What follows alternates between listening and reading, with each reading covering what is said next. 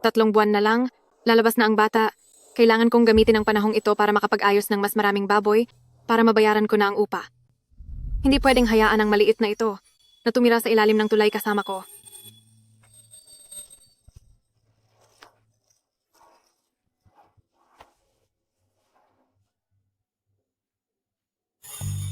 Hay, kawawa naman talaga itong si Wanyin.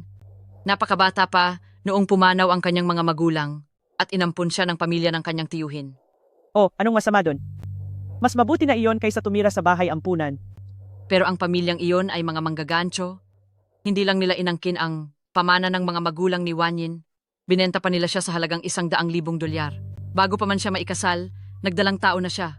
Sa susunod, ano na ang gagawin niya?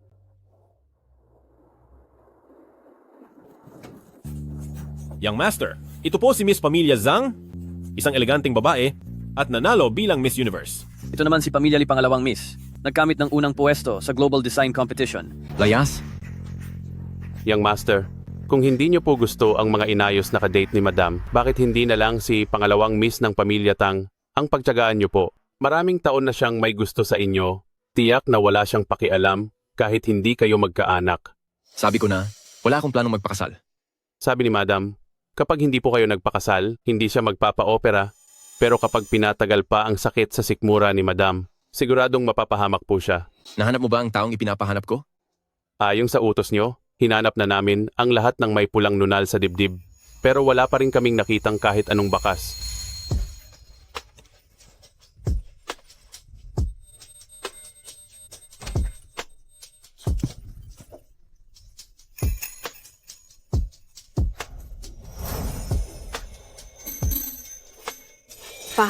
Pasensya na po. Nilagyan ako ng gamot? Pakiusap. Tulungan mo ako. Huwag kang mag-alala. Ituloy mo ang paghahanap. Kahit baliktarin mo pa ang buong Yuncheng, kailangang mahanap siya. Opo, Young Master. Magdaragdag po ako ng mga tauhan. Maghintay lang po kayo. Ipaparke ko lang ang sasakyan dito.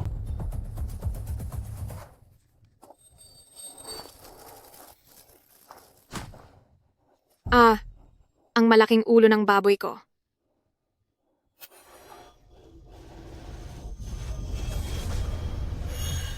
Ang taong ito.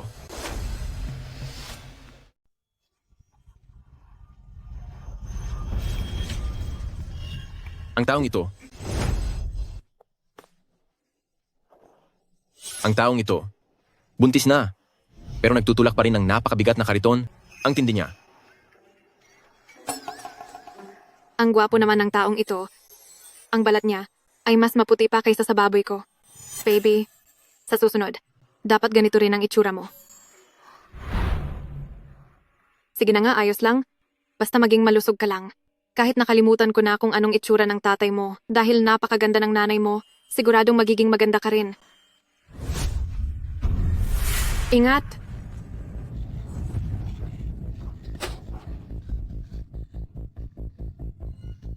Muntik na yun. Salamat sa iyo. Walang anuman. Mag-ingat ka na sa susunod. Mag-ingat ka.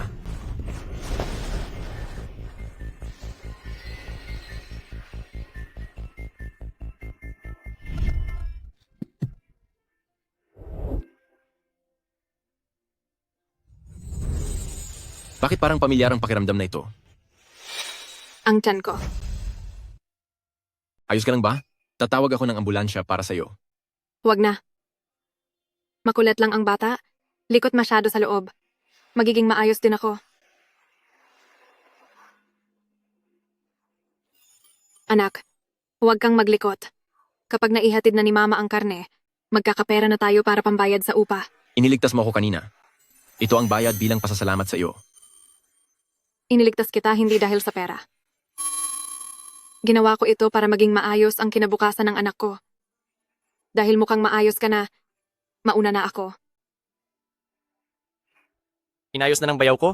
Bukas ay papasok na ako sa Xiaoho Group. Wow, Chige, napakagaling mo talaga. Ay naku, lampang ito, bakit humaharang ka sa daan?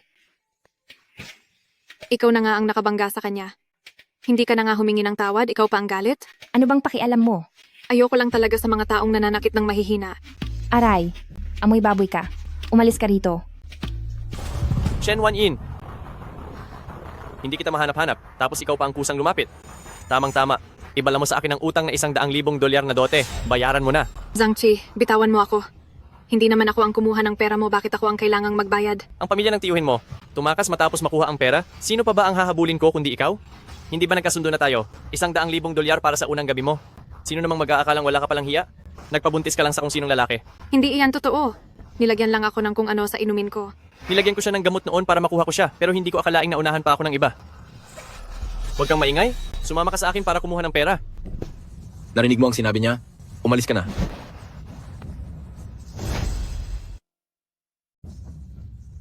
Aba, mukhang ang pilay na to ang kalunghain niya. Dahil nakuha mo na siya, ang utang ng babaeng ito, ay ikaw ang magbayad. Nagsisinungaling ka. Hindi ko man lang siya kilala. Hindi mo kilala pero tutulungan kanyang magbayad? Sino namang lolokohin mo? Anong nangyayari dito?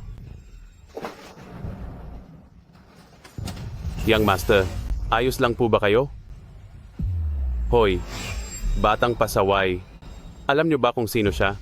Isang pilay lang naman yan. Bakit kailangang magmalaki? Lapastangan. Ang lakas ng loob mong kausapin ang Young Master ng ganyan.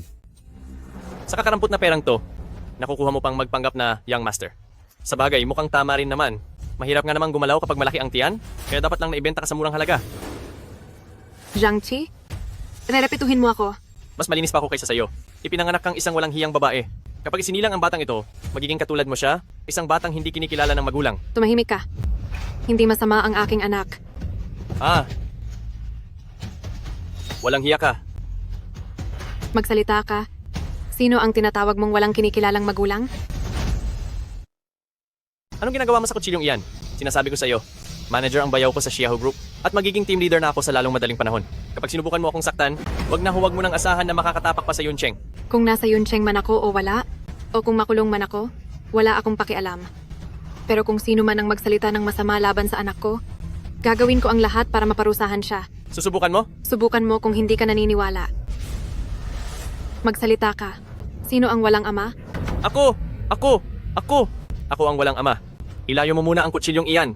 Bilis, ilayo mo na ang kutsilyo. Grabe, nakakasuka naman. Kapag narinig ko pang muli na nagsasalita ka ng masama tungkol sa anak ko, tatapusin kita. Sa pagkakaroon ng kamag-anak na gaya mong pabigat, tingin ko ang bayaw mo ay sa posisyon niya bilang manager ay hindi na magtatagal. Umalis ka na dito. Shen Wanyin, humanda ka sa akin. Hindi pa tayo tapos. Naku po, ang babaeng ito ay mukhang mahina lang. Hindi ko inakalang ganito siya katapang. Ang Zhang Chi na ito ay walang karapatang pumasok sa Xiaohu Group. Pati na rin ang bayaw niya, wag na rin siyang gawing manager. Ilipat siya sa pagbabantay ng bodega. Opo sir, pero ang babaeng ito ay malas talaga sa buhay. Kung ang dinadala niya ay anak niyo, bukod sa itatrato siyang parang reyna, ang ating matandang donya ay siguradong ituturing siyang sariling anak. Tinakot mo ako. Baby, huwag kang matakot. Hinding-hindi hahayaan ni Mama na may sinumang magsabi ng masama tungkol sa'yo. Ikaw, okay ka lang ba? Pasensya na, nakita mo pa itong gulo na ito. Talaga naman itong Xiaohu Group. Nagpapasok ng ganitong uri ng tao sa kumpanya. Tingin ko hindi na magtatagal at malulugi na ito. Anong pinagsasabi mo? Ang Xiaohu Group, ang pinaka-impluensyadong pamilya sa Yuncheng, paanong malulugi iyon? Bakit ka ba nagagalit ng ganyan? Bakit? Sa pamilya mo ba ang Xiaohu Group? Siyempre hindi, pero pag-aari iyon ng ating batang amo. Ang taong ito ay ang batang tagapamahala ng Xiaohu Group, si Xiaohu Jingshuan. Ikaw si Xiaohu Jingshuan? Lagot na ako. Nagawa ko pang sabihin sa harap ni Young Master Xiaohu na malulugi ang Xiaohu Group. Gusto ko na bang matapos? Young Master Xiaohu? Nagkakamali po ako. Pakiusap, huwag po sanang itigil ang pagkuha mo sa akin ng karning baboy. Inaasahan ko po ang perang iyon para pambayad sa upa ng bahay. Gusto mong ituloy ang pag-supply ng karne sa Xiaoho Group? Opo, gustong gusto ko po. Kung ganoon, sumama ka sa akin. Pumayag na po kayo? Napakabuti niyo pong tao. Pupunta na ba tayo sa kantin ngayon? Hindi tayo pupunta sa kantin. Saan po tayo pupunta? Sa tanggapan ng gobyerno.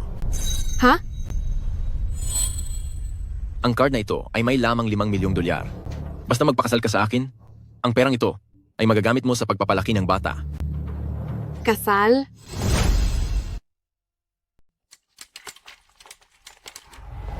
Bakit? Nagsisisi ka na ba? Isa lang itong napagkasunduang kasal at kusang magdidiborsyo pagkatapos ng 1 taon. Pagdating ng oras, bibigyan kita ng 2 milyong dolyar bilang kabayaran sa diborsyo. Sapat na yan para buhayin ang anak mo. Ikaw na iginagalang na young master ng grupo. Bakit mo gustong mapakasama sa isang tulad ko na tagakatay lang ng baboy? Bakit ka magpapakasal sa akin? Tungkol naman sa estado natin sa buhay, alangit ka at lupa lang ako. Dahil gusto ng nanay ko ng apo at nagkataong mayroon ka nun. Pero young master, hindi niyo po sariling anak yan. Talaga po bang handa kayong magpalaki ng anak ng ibang tao? Oo nga po, hindi naman kayo ang tatay ng bata. Ngayon, ang kailangan mo lang sabihin sa akin, pakakasalan mo ba ako o hindi? Kapag nagpakasal tayo, kilala na siya bilang anak ni Xiaoho family. At sa hinaharap, wala nang mangangahas na abinsya. Anak ni Xiaoho family. Hindi na ba matatawag na anak sa labas? Ang anak ko balang araw? Kung ganoon, maaari pa rin ba akong magkatay ng baboy? Ako pa rin ba ang magiging supplier ng karne ng baboy sa Xiaoho family? Napakahusay mo naman. Magpapakasal ka sa aming young master. Magiging asawa ka na ng pinakamayamang tao, pero iniisip mo pa rin magkatay ng baboy? Magkaiba iyon. Alam ko ang pinagkaiba ng isang beses na kabusugan. Sa habang buhay na pagkakaroon ng makakain. 1 taon lang ang kontrata, pero ang negosyong ito ang magpapalamon sa aming mag-ina habang buhay. Sige. Hindi ko babawasan ang kalayaan mo.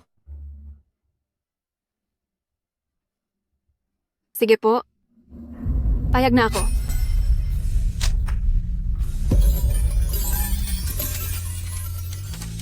Maayos na ang lahat. Ang matanda ay hindi lang nagkaroon ng manugang, nagkaroon pa siya ng apo. Mabilis na solusyon para sa lahat. Siguradong tuwang-tuwa siya ngayon, di ba? Siguro mas masaya siya kung sarili niyo pong anak yon. Sinong mag-aakala na akong hamak na tagakatay ng baboy ay ikakasal sa pinakamayamang tao? Mag-ingat ka.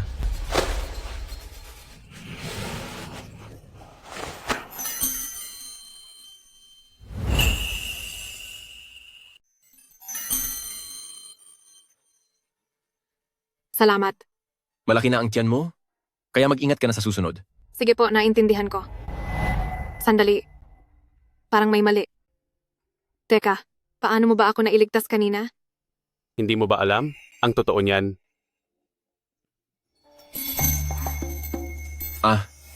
Ganito yon. Hindi ba't paralisado ang mga binti ko?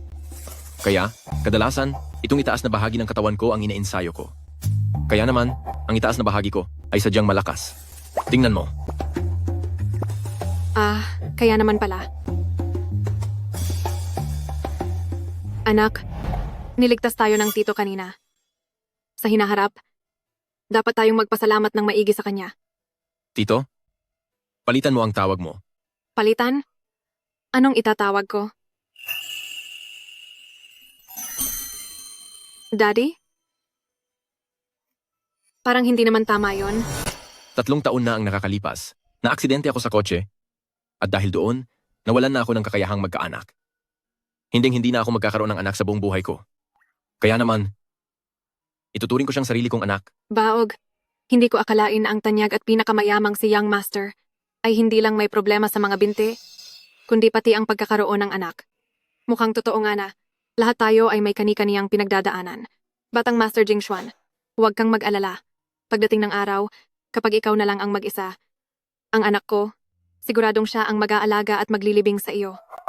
Parang hindi naman maganda ang pakinggan yan. Hayaan mo na. Ipapasyal kita sa matandang ginang. Sakto, bibilhan kita ng bagong damit. Ha?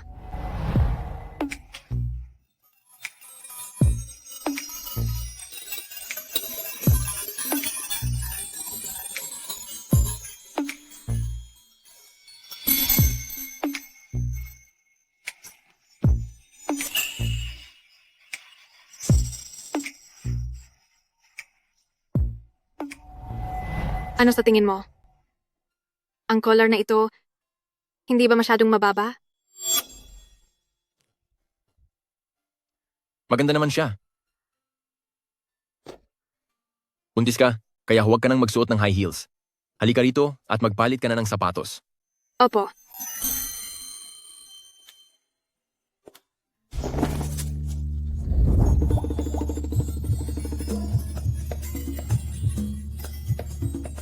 Young Master. Narito na po ang mga flat shoes.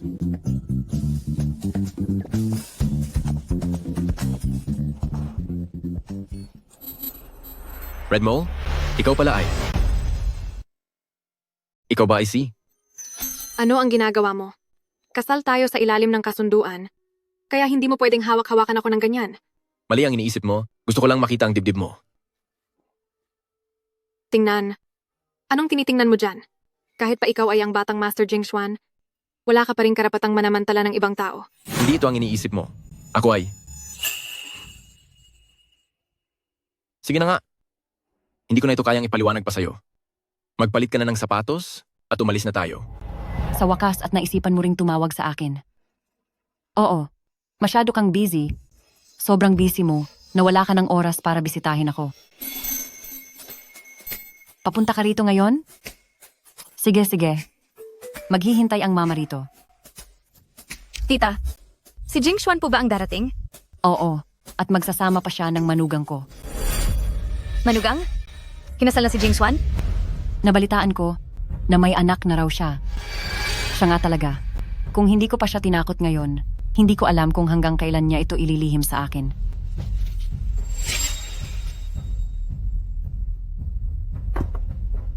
Tita, may gagawin pa po ako, kaya aalis na po muna ako. Magpahinga po kayong mabuti. Mabait na bata, maraming salamat sa tulong mo ngayong mga nakaraang araw. Kapag isinilang na ang anak ni Jingshuan, ituturing kanyang ninang. Sige, asikasuhin mo na ang ginagawa mo. Opo.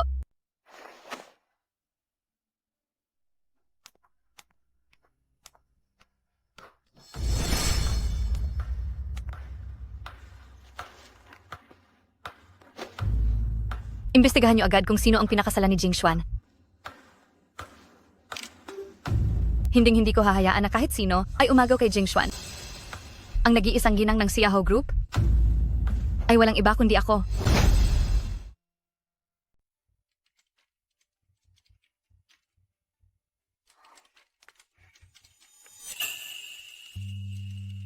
Isa lang akong hamak na tagakatay ng baboy. At ang suot ko ay parang masyadong kapansin-pansing.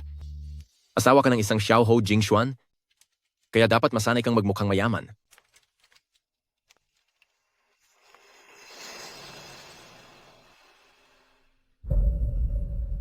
Bakit? May problema ba? Gusto ko lang magbanyo. Akin na ang cellphone mo.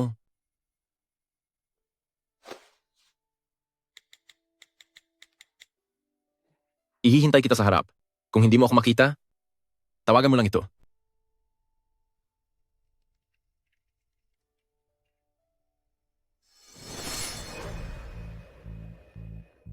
Iyan ba ang mapapangasawa ni Jingshuan? Opo. Siya nga po. Isang tagakatay ng baboy mula sa palengke ng Chaoyang. Anong klaseng pandaraya ang ginawa niya? Para lang mapalapit kay Jingshuan? Ang sabi-sabi ng mga tao ay hindi magkakaroon ng anak si Batang Master Jingshuan, pero kitang-kita ang malaki niyang tiyan. Pinakasalan siya ni Batang Master Jingshuan dahil siguro dinadala niya ang anak nito? Kung ganoon, hindi na dapat panghayaang manatili ang batang iyon. Ikaw si Shan Wanyin, hindi ba? Sino po kayo? Hindi mo na kailangang malaman kung sino ako. Ang dapat mo lang malaman ay akin si Xiaohou Jingshuan. Sinumang mangahas na umagaw sa lalaki ko ay makakatikim ng malupit na parusa. Hindi ko po alam ang sinasabi niyo.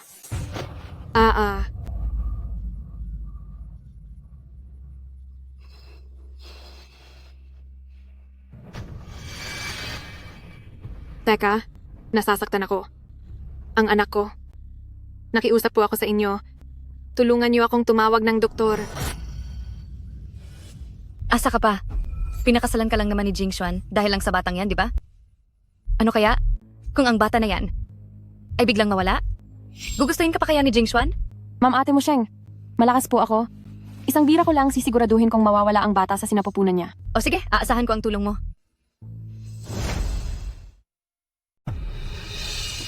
Ate Musheng, malakas po ako. Sisiguraduhin kong isang suntok lang ay mapapaalis na ang bata sa kanya. Ipinapaubaya ko na siya sa iyo. Tulungan niyo po ako.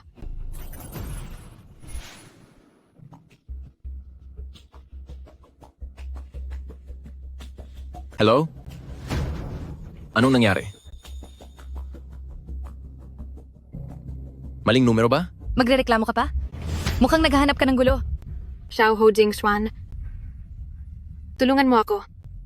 10 taon ko nang gusto si Jing Xuan, ngunit hindi man lang niya ako tiningnan. Ikaw na isang hamak na tindera lang. Sa pamamagitan ng isang bata, ay gusto mo siyang makuha? Nagkakamali ka?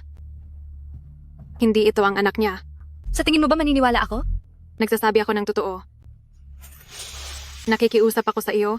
Pakawalan mo na ako. Sir, pinapamadali na po kayo ni Matandang Ginang. Ay, nasaan po ang madam? Pumunta siya sa banyo? Hintayin muna natin siya. Ano bang gulo itong sa banyo ng mga babae? Nakasara ng tirik na tirik ang araw. Paano ko ito malilinis? Masamang balita ito. Pumunta tayo sa banyo.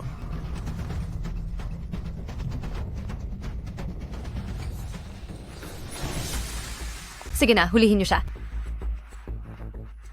Anong gagawin niyo sa akin? Bitawan niyo ako. Bitawan niyo ako. Ang tagapagmana ni Xiaoho Group, dapat ay manggagaling sa akin. Kaya para sa batang iyan sa tiyan mo, tapusin na yan. Tumigil kayo.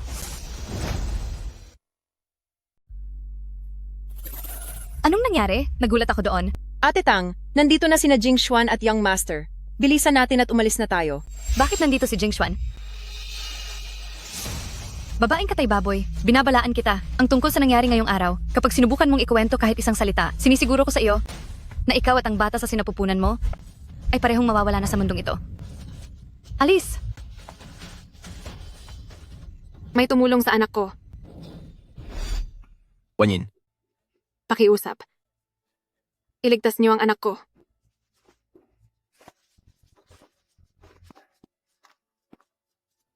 Young Master, heto na po ang wheelchair nyo.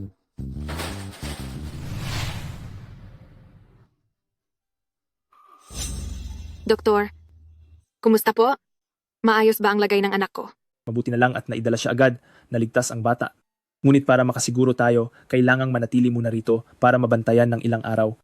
Opo, mabuti naman at maayos siya. Maraming salamat po sa inyo. Utang ko sa inyo ang buhay ng anak ko. Huwag po kayong mag-alala, balang araw kapag ikaw ay. Sige na. Hindi mo na kailangang magsalita. Sigurado akong hindi ako magiging mag-isa. Pero, doon sa banyo kanina, ano ba talaga ang nangyari? Ako. Ang nangyari ngayong araw kapag may nalaman akong kumalat kahit isang salita, sinisiguro ko sa iyo na ikaw at ang batang iyan sa tiyan mo ay maglalaho para makasama si Yama. Hindi sa kaniya ang anak ko. Paano niya magagawang para sa bata? Ay sisihin ang kaniyang kababata. Wala po ito. Nadulas lang po ako. Talaga? Siyempre, totoo po. Teka muna. Noong pumasok ako sa banyo kanina, nakita kitang nakatayo? Paanong? Ha? Ang tungkol ba doon? Ang totoo, mag-anim na buwan nang magaling ang mga binti ko. Ngayon, ginagawa ko lang ito para hindi ako pilitin ng lola ko na magpakasal, kaya naman, gumagamit pa rin ako ng wheelchair. Talaga? Dahil magaling na ang mga binti mo, huwag ka na sanang mag-wheelchair. Hindi kasi iyon magandang pangitain. Sandali, hinto. Hindi pa ayos ang katawan mo? Ako na ang gagawa nito.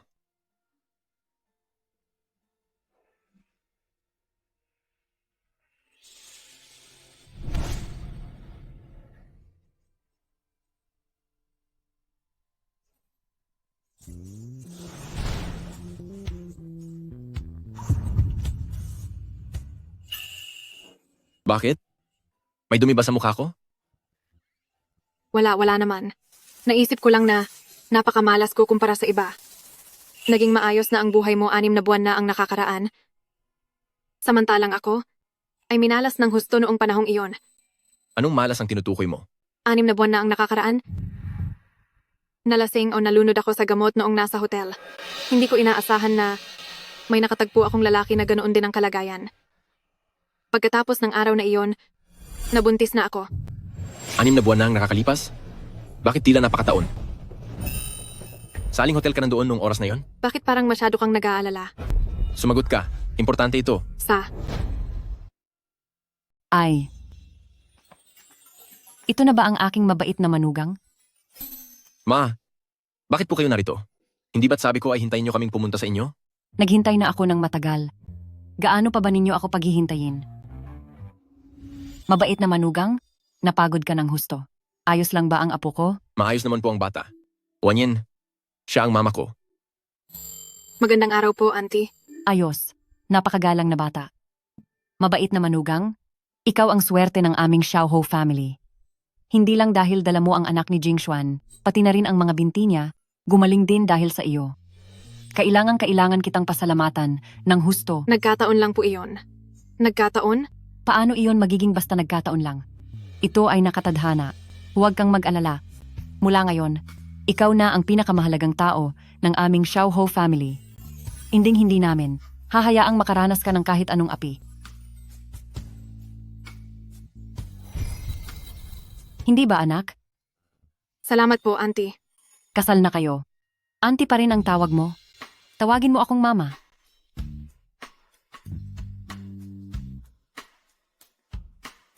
Mama. Salamat. Tita, hindi mo pwedeng basta makalimutan ang pagmamahal sa akin dahil lang sa nagkaanak ka na sa iba. Bakit siya narito? Narito na si Musheng, ang panganay na anak ng mga pamilya Tang na si Tang Musheng. Magkababata ang mga pamilya Tang at Xiaoho family. Sina Musheng at Jingshuan naman ay sabay na lumaki mula noong bata pa sila, na parang tunay na magkapatid.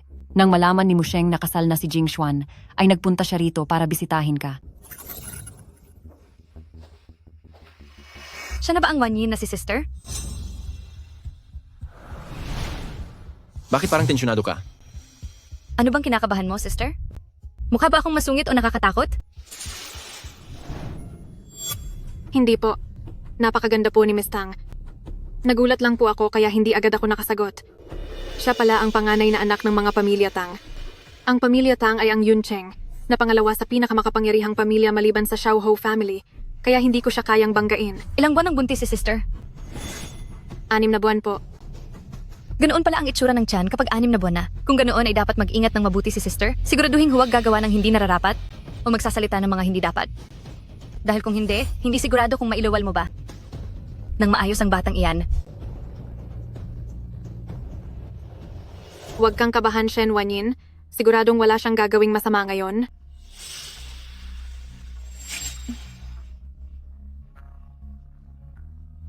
Musheng, anong pinagsasabi mo?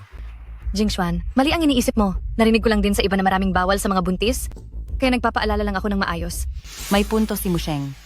Dapat talagang mag-ingat ang mga buntis. Lalo na't dala-dala mo ang panganay na apo ng pamilyang Xiaoho family. Hindi natin ito pwedeng pabayaan. Pero, handa na ang lahat? Pumasok na kayo.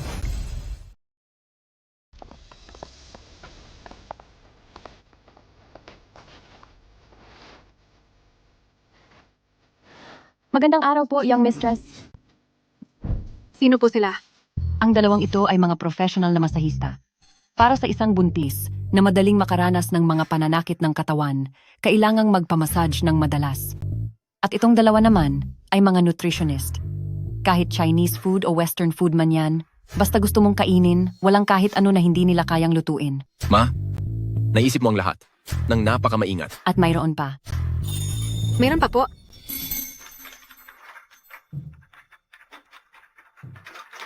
Ang mga ito naman ay mga damit na binili ko para sa apo ko.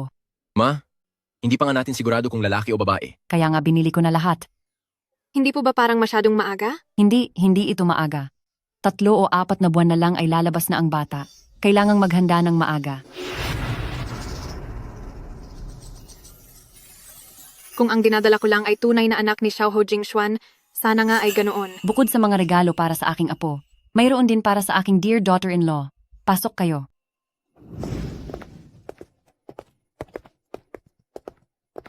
Munting regalo lang ito ni Mama. Dear daughter-in-law, kailangan mong tanggapin ito. Wag po. Masyadong mahalaga ang mga ito, hindi ko po ito pwedeng kunin. Uy, tulungan mo naman akong tumanggi, dahil hindi naman sa iyo ang batang ito.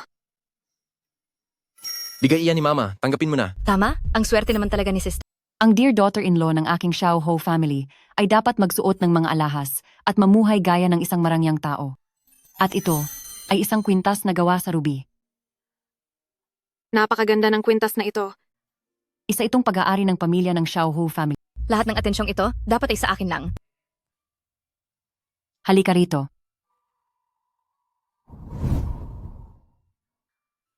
Isuot ni Mama sa iyo.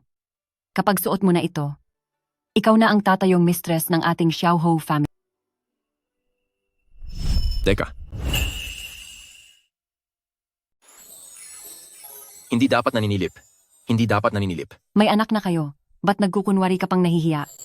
Ma, nasa pampublikong lugar tayo.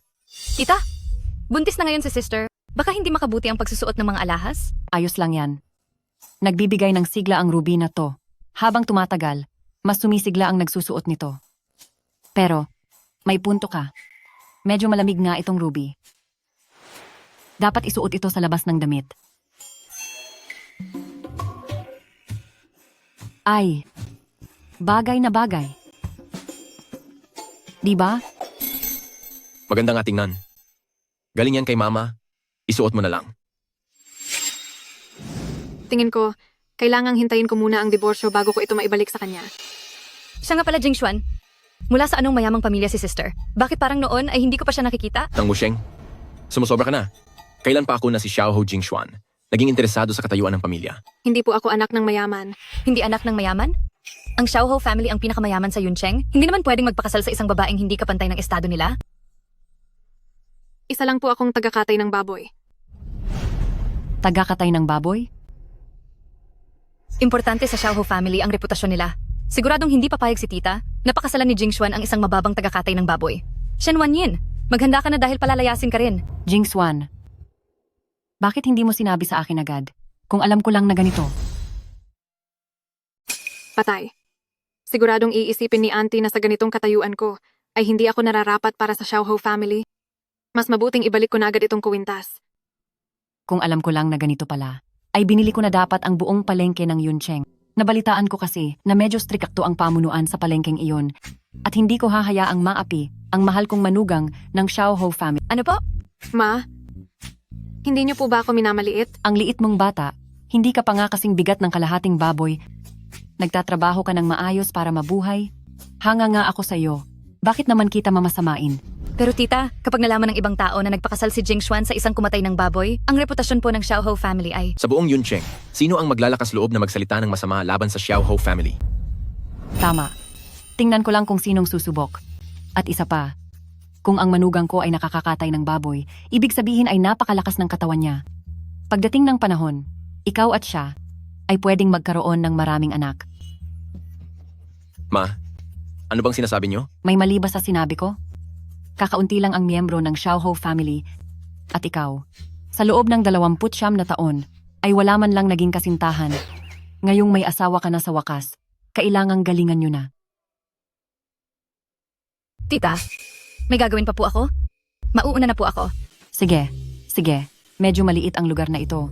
Hindi rin maganda ang hangin kapag sobrang dami ng tao. Baka maapektuhan ang mahal kong manugang. Lumakad ka na. Shen Wanyin, hindi pa ito ang katapusan.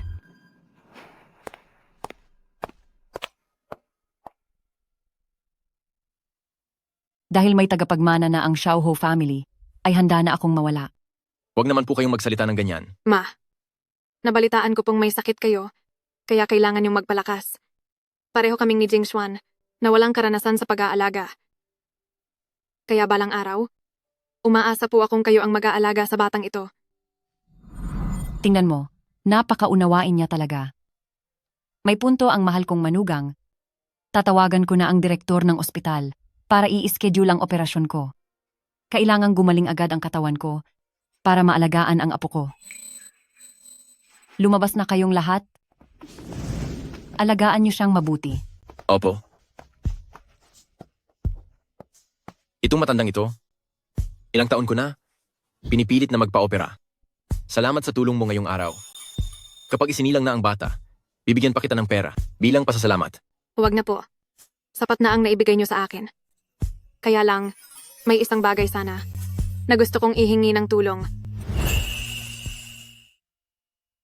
Sige, magsalita ka. Kasi po, masyadong biglaan ang pagdating ng baby. Ayaw ko lang isipin ng ibang tao na wala siyang tatay o hindi siya tanggap. Kaya po, pwede po ba kitang hilingan na pumunta sa palengke para samahan akong magbenta ng karne ng baboy at para maipakilala ka sa bata? Ano? Legit na sariwang karne? $20 ang bawat kilo, bagong katay at ibinebenta, sariwa at malinamnam. Ako na si Presidente Xiaho, ay gagawa niyan? Imposible. Huwag mo na itong isipin pa. Sandali po. Mag-ingat ka.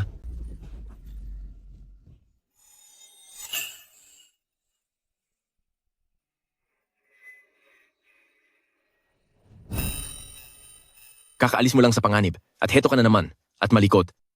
Hindi mo ba gustong gumaling ka agad? Nag-aalala lang po ako. Nagmamakaawa po ako sa iyo. Isang beses lang. Gumalaw siya. Sipa po iyan ng bata. Kapag naririnig ng baby ang boses na gusto niya, nagre-react siya. Ibig sabihin nito, gusto ka niya. Gusto niya ako? Tingnan mo po, gumalaw siyang muli. Ngayon, sumisipa siya rito, at ngayon ay dito naman. Naramdaman mo ba po? Sa ganitong paraan natin, parang totoong mag-asawa na tayo.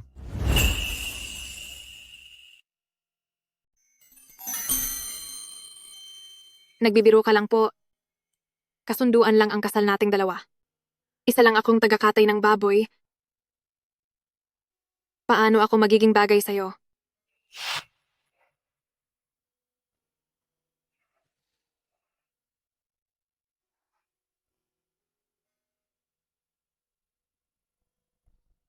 Pwede kitang samahan sa palengke, pero hindi ako makikipagsigawan doon para magbenta.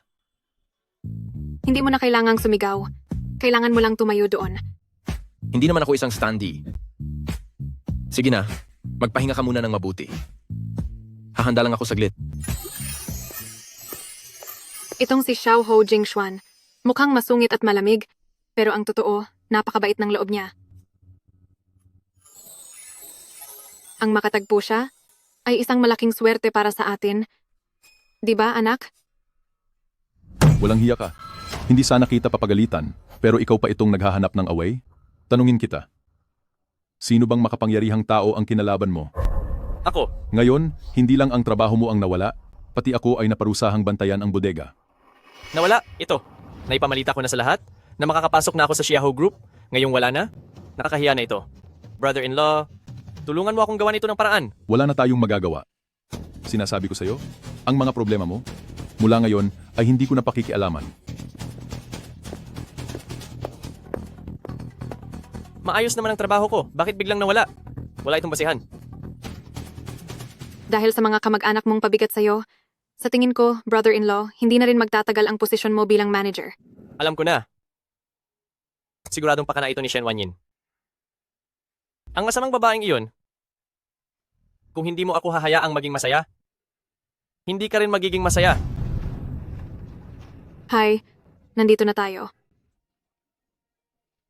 Pakiusap naman, tulungan mo akong iakyat itong karne ng baboy. Hihiwain ko pa iyan mamaya. Sige.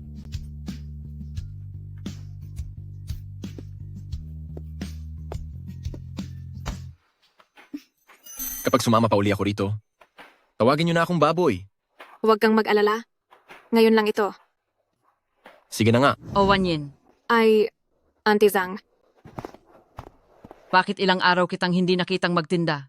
Sa sitwasyon mong iyan, at wala pang lalaking nag-aalaga sa'yo. Kung may kailangan ka o problema, sabihin mo lang kay Auntie Zhang. salamat po Auntie Zhang. Pero, may lalaki po ako sa buhay ko. Ha, mayroon?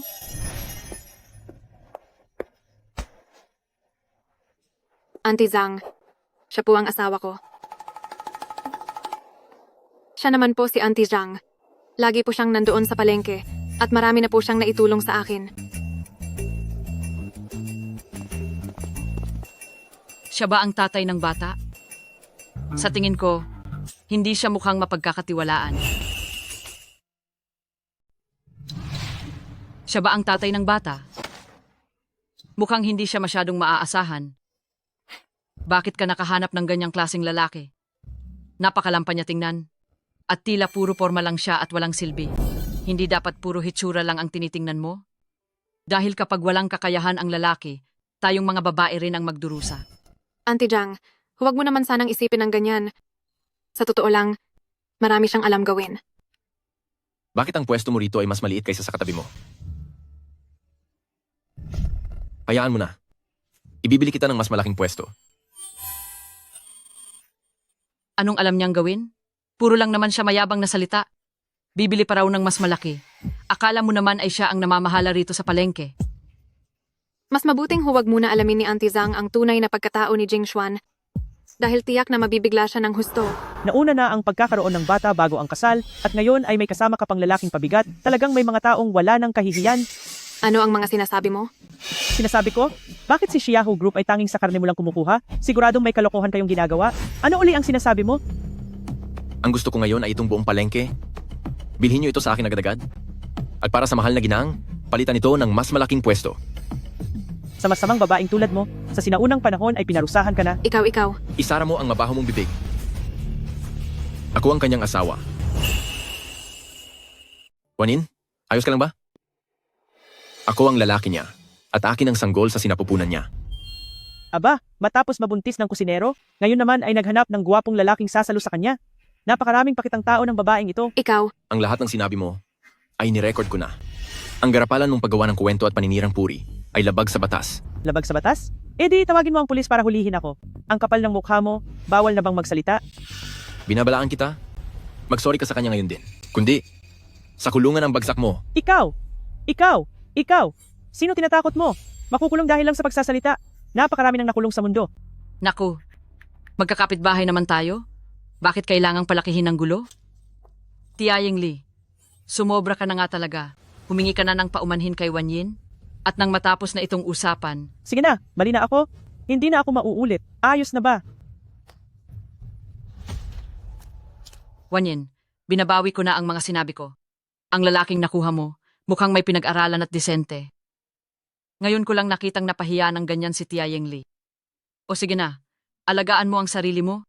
Mauuna na akong magtinda ng gulay.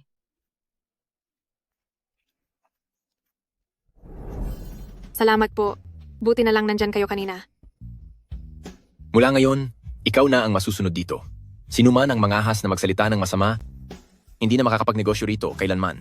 Ano? Binili ko na ang buong palengkeng ito. Ikaw na ang boss dito. Binili mo? Iba talaga kapag pinakamayaman, napakaangas mo talaga. Boss, pabili pa ng 1 kilo ng karne ng baboy. Sige po, kuya. Kuya, dito na lang sa akin, mas mura. Sa akin na po kayo bumili. Siguradong sariwa ang karne ko. Sariwa rin dito, kuya. Mas mura po ang sa akin, kuya. Halina rito. Bale, magtitinda muna ako ha.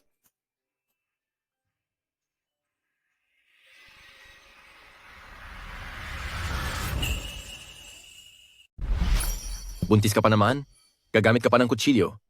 Baka malasin. Osge lang, sanay na ako. Ako na. Ikaw? Oo. Paano ba gawin to? Huwag kang tumunganga dyan, bilisan mo, sabihin mo na. Hiwain mo dito, hiwa rin dito. Tapos hiwain mo sila sa maliliit na piraso. Sige na. Alam ko na. Magpahinga ka na doon.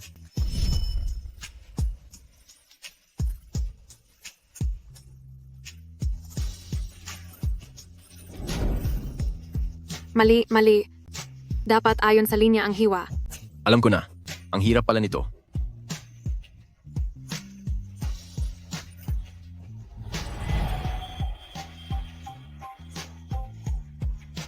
Naku po, puro sebo. Dali, punasan mo. Salamat. Hindi ko akalain na ang paglilinis ng baboy ay ganito kahirap. Siguradong nahihirapan ka dati, di ba? Hindi naman. Sanay na ako. Pagkatapos ng 1 taon, magdidiborsyo tayo, bibigyan kita ng $100,000,000 para maging mas madali para sa iyo na palakihin ang anak mo. Hindi ako napapagod. Sa tingin ko, mas panatag ang loob kapag nabubuhay ka, gamit ang sarili mong kakayahan. Halika rito. Ayusin mo na agad itong mga karne ng baboy sa mesa para sa akin. Tagapangasiwa Wu, posible kayang nalaman niya ang tungkol sa pagbili ng Xiaohou Jingxuan sa palengke, kaya pinapalipat ako sa malaking pwesto para maglinis ng karne. Tagapangasiwa Wu, ako po ay... May nag-report sa pamilya nyo na nagbebenta kayo ng bulok na karne. Simula ngayong araw, kukumpiskahin ko na itong pwesto, layas na. Ano po? Bulok na karne? O magsiingat kayo, huwag na kayong bibili sa kanila. Baka makabili kayo ng bulok na karne. Totoo ba yan? Bulok na karne ka mo? Tagapangasiwa Wu, lahat ng karne sa pwesto ko ay pinakasariwa at malusog. Baka mayroon lang pong pagkakamali. Tingnan nyo. Ang karne ng baboy ko ay mayroon pang sertipiko ng pagsusuri. Huwag kang mag-alala. Ingatan mo ang dinadala mong bata. Sabi niyo may nagsumbong. Nasaan ang taong iyon? Narito ako. Zhang Qi? Shen Wanyin, itong si tagapangasiwa Wu ay matalik kong kaibigan. Kung hindi ka magbabayad ng utang, huwag mo nang asahan na makakapagtinda ka pa rito. Sasabihin ko sa iyo muli, hindi ko kinuha ang perang iyon at hinding-hindi ako magbibigay sa iyo. Hindi ba't mayroon kang karelasyong lalaki na baldado? Ito na pala siya. Ilang araw lang tayong hindi nagkita at nakakatayo na siya. Gaya ng inaasahan, ang buong pamilya mo ay mga walang hiyang magaling umarte. Zhang Qi, kung ayaw mong maparusahan, pinapayuhan kita na igalang siya. Sus! Bakit? Nag-aalala ka sa kanya? Bakit hindi siya pwedeng pagsalitaan ng ganyan? Tingnan niyo silang lahat, sa harap ng maraming tao ay nagyayakapan. Wala na ba kayong hiya? Tagapangasiwa Wu, napagbibintangan lang ako. Ang taong ito ay palaging gumagawa ng gulo para sa akin. Kahit kailan ay hindi siya bumili ng karne sa akin. Ang bayaw ni Chige ay isang mataas na opisyal sa Xiahou Group. Bakit ka naman pagbibintangan ng ganoong tao? Tindera ka lang naman. Sasabihin ko sa iyo, ang Xiahou Group ang bumili sa palengking ito, hindi ko hahayaan na may sumira sa reputasyon ng lugar na ito. Umalis ka na rito. Hindi ako aalis. Nagbayad ako para sa 5 taon, bakit ako kailangang umalis? Pwesto mo? Ha? Pinaubaya ko lang iyan sa iyo. Kung ayaw mong umalis, ako mismo ang magpapalayas sa iyo. Dahil alam mo nang ang Xiahou Group ang bumili sa palengking ito, dapat ay alam mo rin kung sino siya. Siya, ang taong hindi mo dapat kinalalaban. Isang hamak na tindera lang, anong espesyal sa kaniya? Lahat ng tao rito, ang bawat isa sa kanila ay sumusunod sa gusto ko kung ayaw nilang magutom at nagagawa mo pang sumagot sa akin? Ngayong araw, umalis ka sa palengking ito. Isang maliit na opisyal lang ay ganito na kayabang? Maya-maya lang, tiyak na pagsisisihan mo ito. Ang mga mata ng lalaking ito, bakit parang nakakatakot po? Sinasabi ko sa iyo, hawak ko ang buong palengking ito, kaya may karapatan akong magmalaki. Aba, tagapangasiwa Wu. Buntis po si Wanyin. Hindi madali ang magtrabaho para mabuhay. Kung kukunin mo ang puwesto niya, paano na siya sa hinaharap? Bakit? Gusto mo ba siyang ipagtanggol? Kapag nagsalita ka pa, patatalsikin din kita. Tingin ko ikaw ang dapat lumayas dito. Ako pa ang lalayas? Nangako na sa akin si Chije na kapag napaalis ko ang babaeng ito, hindi lang dito, kundi pati ang buong Xiahou Group, lahat ng palengke sa ilalim nila ay ako na ang mamamahala. Bakit hindi ko alam na ganyan pala siya kalakas? Ang bayaw ko na si Huang Wu ay ang manager sa Xiahou Group. Sa isang salita lang niya, dito sa Yuncheng, ay wala siyang hindi kayang gawin. Talaga? Sayang. At ang kapalaran ni Huang Wu ay nakadepende sa desisyon ko. Pwe, manggugulo ka lang, ang lakas naman ng loob mo. Akala mo kung sino ka? Ikaw ba ang young master ng Xiaohou family? Zhang Qi. Siya talaga ang Xiaohou Jingxuan. Ang batang Master Jingxuan ay magtitinda ng karne dito? Tingin mo ba posible iyon?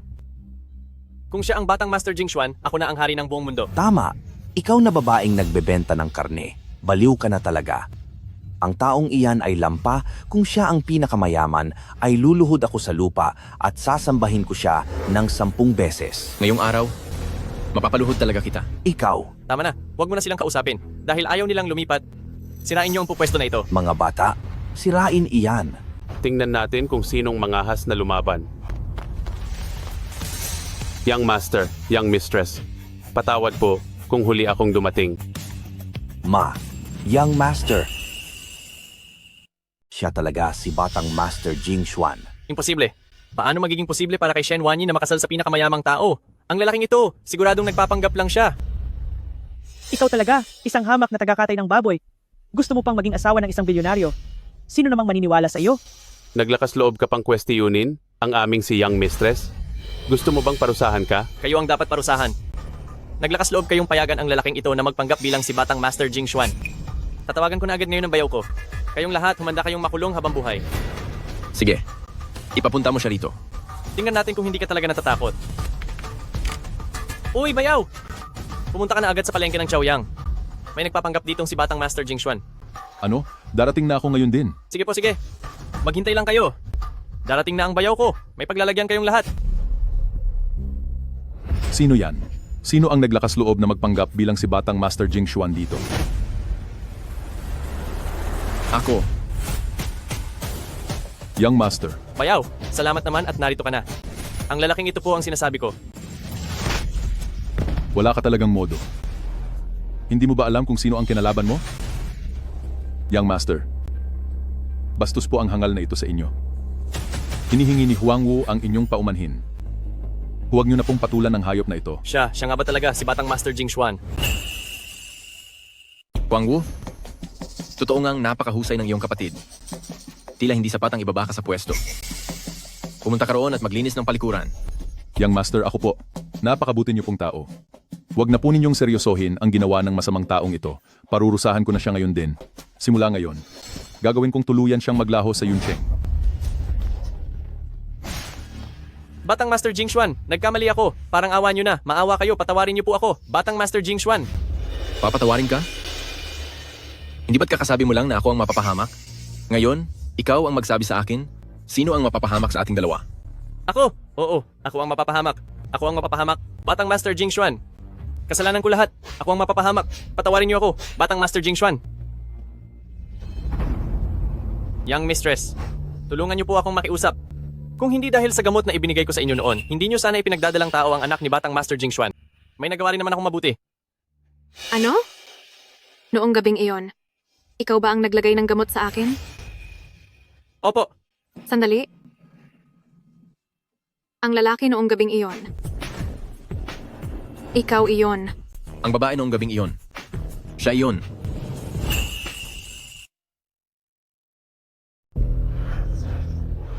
Ingat.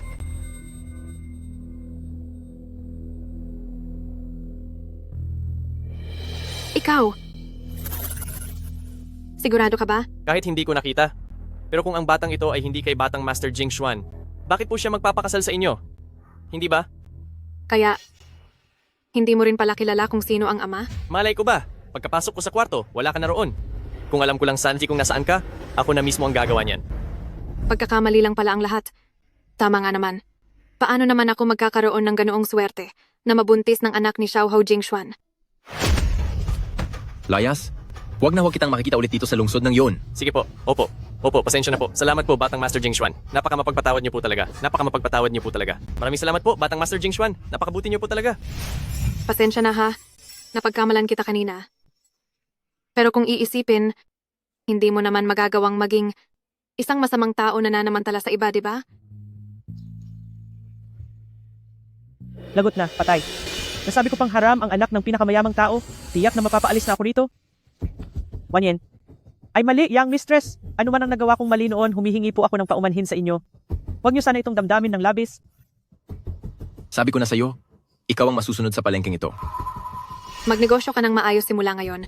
Huwag na huwag ka ng maninira ng puri ng ibang tao. Hinding-hindi na po, pangako. Young Mistress, ako, sandali po. Huwag ka nang humarang sa paningin ni Sir Young Mistress. Huwag ka nang tumingin. Alis na. Halika na. Tara na, umuwi na tayo sa bahay.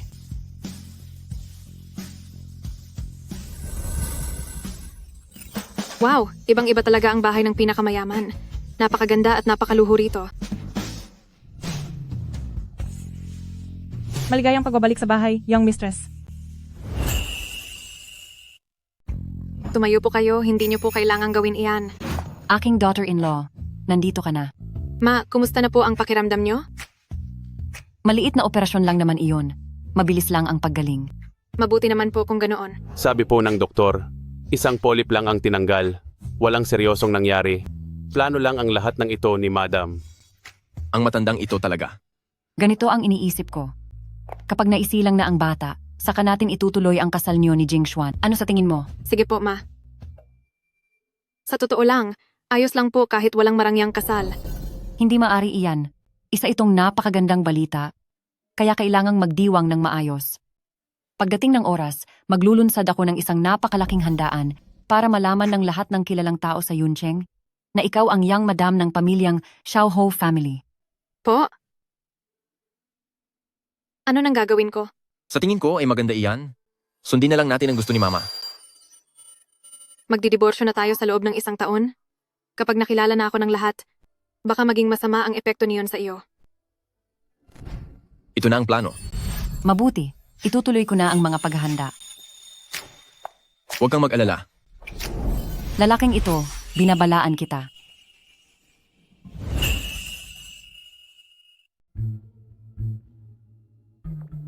Nasa sensitibong sitwasyon ngayon ang asawa mo. Kahit na pwede pa rin yung mga ganoong bagay, dapat pa rin maging maingat kayo. Hindi po ganoon, Ma. Kung ano-ano pong sinasabi niyo. Nagkaanak na kayo. Bakit mahihiya ka pa? Sige na, napagod kayo ngayong araw. Bumalik na kayo at magpahinga ng maaga. Tandaan nyo, maging maingat.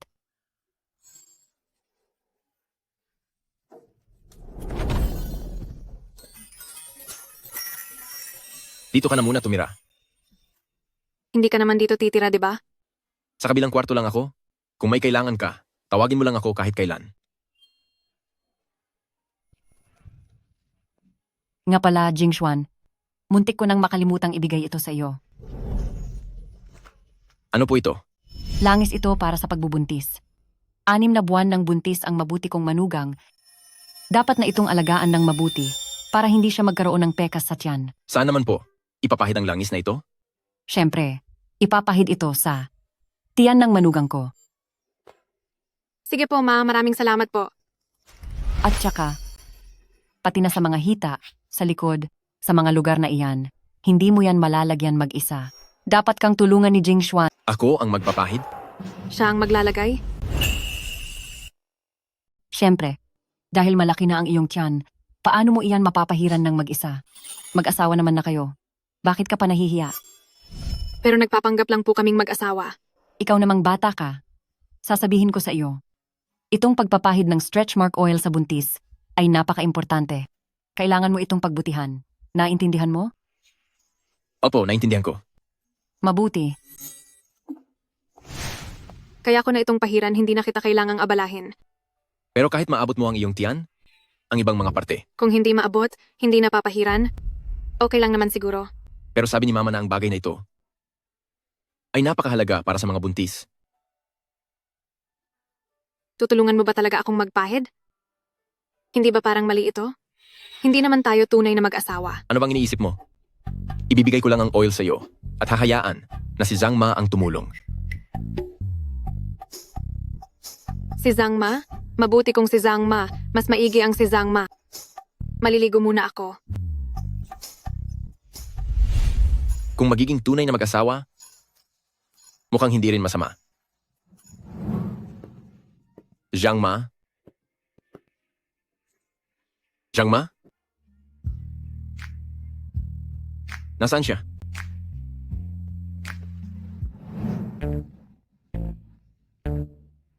Alam ko na ngang itong tamad na laking ito ay hihingi ng tulong sa iyo. Hinding-hindi pwede iyan.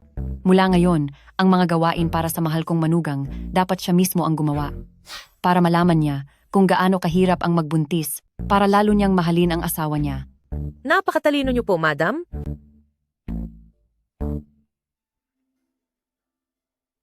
Seryoso ba? Kailangan ko ba talaga itong gawin ng sarili ko? Seryoso, nakatira na ako sa mansyon ng pinakamayaman na si Xiaohou family at asawa ko na pala si Xiaohou Jingshuan. Ingat!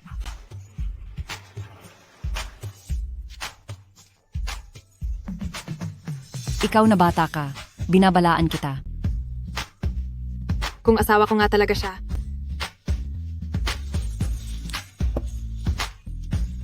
Hindi maaari. Ano ba ang katayuan mo sa buhay? Bakit ka nag-iisip ng ganyan sa kanya? Mukhang napalagal yata ang pagtigil ko sa banyo. Nawalan na ng hangin ang utak ko. Ang daming katulong dito, pero bakit wala man lang akong makita kahit isa? Mag-ingat ka.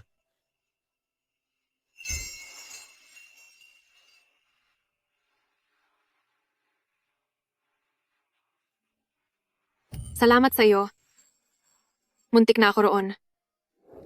Napakamalikhain mo talaga. At parang laging nagmamadali. Bakit ikaw ay?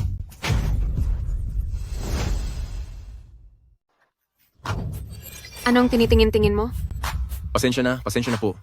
Natatakot lang akong matumba ka. Hoy, wag kang kung ano-anong hinahawakan. Ay, sorry po. Pasensya na talaga. Hayaan mo na. Ipikit mo ang mga mata mo at tumalikod ka. Kukunin ko lang ang tuwalya. Sige po. Yung, mahihirapan ka dahil malaki na ang tiyan mo. Ako na ang tutulong sa'yo.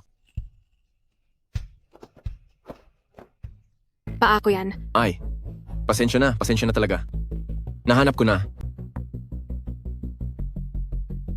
Ay, teka lang. Ipikit mo ang mga mata mo. Ako na. Yung, wala si Jiangma. Hayaan mo na siyang magpahid ng stretch mark oil sa'yo bukas. Sige. Idilat mo na ang mga mata mo. Sandali. Parang may pulang nunal sa dibdib niya. Ikaw ba yan? Ano?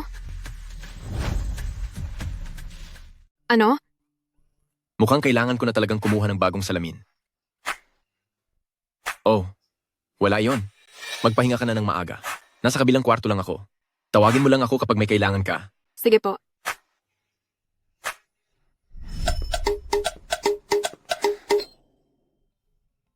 Kasalanan ito ni Jiangma. Kung sana nandito siya, hindi sana nangyari ang mga bagay na ito ngayong araw. Siguradong kakaltasan ko ang sweldo niya bukas.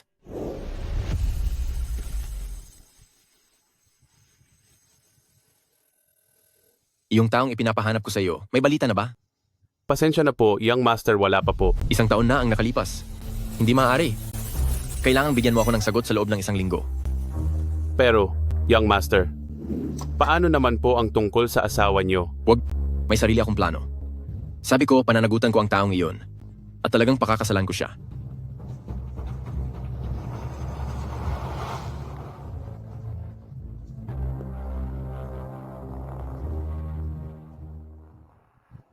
Posible kayang si Xiaohou Jingxuan ay may mahal ng iba, pero dahil sa kung anong dahilan, ay hindi niya ito mapakasalan.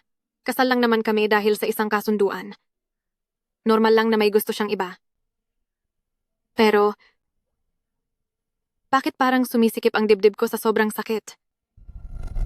Ipaghahanda pa siya ni Xiaohou family ng isang piging. Siya na tagakatay lang ng baboy, anong karapatan niya?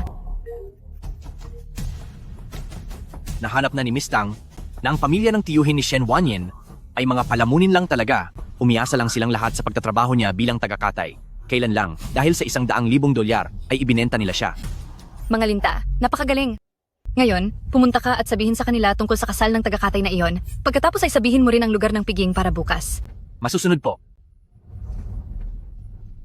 Si Xiaohou family ang pinakamayamang tao sa Yuncheng at napaka-importante sa kanya ng kanyang reputasyon. Kapag napahiya ka na sa harap ng lahat, kahit pabuntis ka, ay huwag mo nang asahan na makakapanatili ka pa.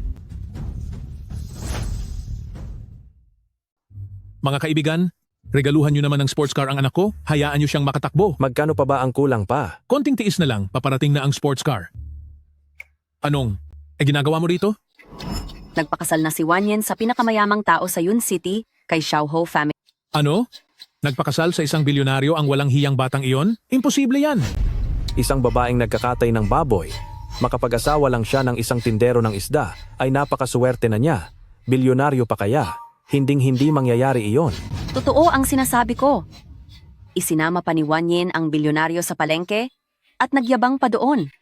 Ang buong palengke, sa kanya na raw lahat iyon. Napakaswerte naman ng walang hiyang batang iyon. Bilis, bilis, iligpit nyo na ang gamit at babalik na tayo sa Yun City. Tayong tatlo, hindi na tayo muling maghihirap. Hindi ko na kailangang umakyat sa mga matatayog na palapag. Tara na.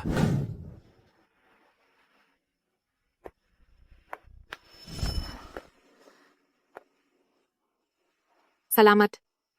Tungkol doon. Ano yon? Sa sitwasyon natin ngayon, kung tatanungin ko siya agad kung may mahal na siyang iba, parang hindi naman yata tama. Wala lang.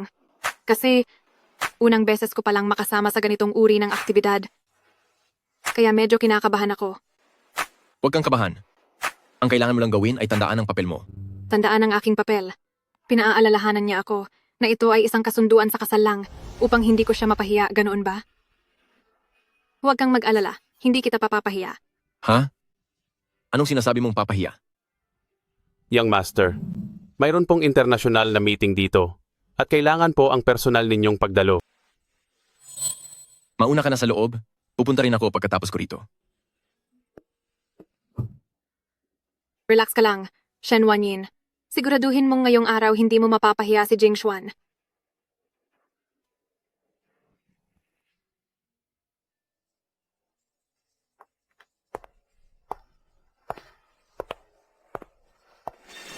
Aba, sister, tapos mo na bang kutyain ng mga baboy? Anong balak mong gawin? Napakaraming tao rito. Siguro naman ay hindi siya mangangahas na gumawa ng masama. Musheng, sino ba itong buntis na to? Katulong ba siya ni Xiaohao family? Katulong? Hindi lang siya basta katulong, siya ay isang tagakatay lang ng baboy. Ano? Tagakatay ng baboy? Totoo ba yan? Isang tagakatay ng baboy. Kaya pala kahit malayo pa lang, ay amoy baboy na. Sa kanya pala nanggagaling ang amoy. Nagsisinungaling ka. Naligo ako at nagpabango rin ako. Mukhang ang amoy baboy na yan ay sagad na sa buto at hindi na maaalis sa pagligo. Guys, may suwestiyon ako. Dahil nakikihalubilo ka naman sa mga baboy, bakit hindi ka lumuhod sa sahig at umungol na parang baboy para mapakinggan naming lahat? Magandang ideya yan. Ang lahat ng narito ngayon, sino ba rito ang walang higit sa $100 milyong? Kung uungol ka na parang baboy, para pasayahin kami, ay baka matulungan pa namin ang negosyo mo. Lahat tayo ay mga espesyal na panauhin ni Xiaohou family. Puro pagkain lang ng karne ng baboy ang alam natin, pero hindi pa tayo nakakarinig ng ungal nito. Bakit hindi mo ipakita sa amin? Para sumaya naman ang lahat dito? Tama. Sige na. Sige na. Handaan ito ni Xiaohou family. Hindi Sige ko na. pwedeng hiyain si Xiaohou family. Hindi ko gagawin yan. Hindi ka aalis dito hanggat hindi ka umaungol na parang baboy. Bitawan mo ako. Bitiwan mo ako. Bitiwan mo ako. Sa ganitong paraan mo ako tratuhin. Wala ka bang takot na malaman ni Xiaohou Jingshuan? Hindi ka lang marunong tumayo ng maayos, kaya huwag kang manisi ng ibang tao. Tama? Ang isang gaya mong tagakatay ng baboy, anong karapatan mong banggitin si Master Jingshuan? Ang piging na ito ngayon ay inihanda para sa bunsong ginang ng Xiaohou, tagakatay ng baboy. Pinapayuhan kita na umalis na rito. Huwag mong dumiha ang piging na ito. Ako ang asawa ni Xiaohou Jingshuan. Ang bunsong ginang ng Xiaohou family. Bunsong ginang ng Xiaohou family? Oo nga, siya nga raw ang bunsong ginang ng Xiaohou Group. Ang ganyang uri ng kasinungalingan, maniniwala ba kayo? May chismis na baog si Master Jingshuan, kaya imposible siyang magkaanak. Ang isang gaya mong buntis, paano ka magiging bunsong ginang ng Xiaohou Group? Muntik na akong maloko ng masamang babaeng ito. Isang tagakatay ng baboy. Gusto pang maging ginang ng Xiaohou Group. Kung ganoon, ako pala ang ninuno ng Xiaohou Group. Huwag mong isipin na porke nakasuot ka ng gown na hindi naman bagay sa katayuan mo, ay magiging ganap ka ng donya. Hubarin mo yan. Tingnan natin ang drama mo. Kung ayaw mong ikaw ang maghubad, kami na ang tutulong para mahubad yan. Bitawan mo ako. Bitawan mo ako. Ikaw, sa ginagawa mo sa akin, siguradong magsisisi ka. Sumigaw ka lang. Kahit na mapatid pa ang ugat mo sa pagsigaw, walang sinumang darating para iligtas ka. Nagawa mong hawakan ang pag-aari ko? Wanyin, ayos ka lang ba? Patawad? Uli na ako. May sugat ka ba? Medyo masakit ang tiyan ko. Ano pang ginagawa niyo diyan? Tumawag kayo ng doktor. Magtiis ka muna.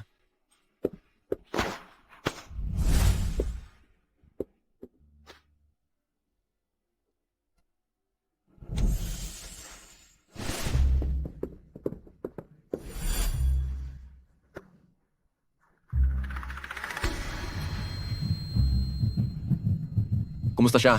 Batang Master Jing Xuan? Nagulat lang po nang bahagya ang asawa ninyo? Ayos lang siya at walang panganib. Sige. Sino ba talaga ang babaeng ito? Kinarga pa siya ni Batang Master Jing Xuan mismo. Jing Xuan, nagbibiro lang naman kami kanina. Ang utang mo, mamaya natin lulutasin. Jing Xuan, pasensya na. Hindi ko sinasadyang bigyan ka ng gulo. Sabi ko sa'yo, dapat mong lagi itong tandaan. Ikaw ang asawa ng pamilyang Xiaohou family. Dito sa Yuncheng, walang sino man ang pwedeng manakit sa'yo. Iyon pala ang ibig niyang sabihin. Magpahinga ka muna ng mabuti. Ako na ang bahala sa lahat.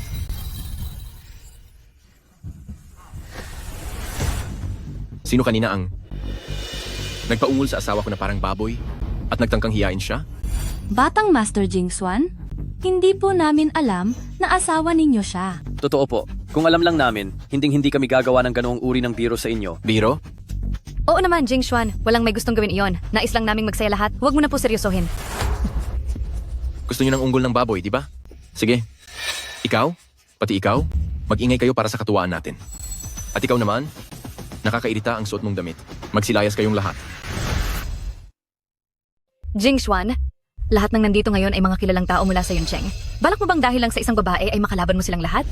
Dito sa Yuncheng, wala pang kahit sino ang hindi kayang banggain ng isang Xiaohou Jingxuan. Batang Master Jing Xuan, sa ganitong maringal na okasyon, kung maghuhubad ako, hindi ba't masama iyon tingnan? Hubad. Bilis.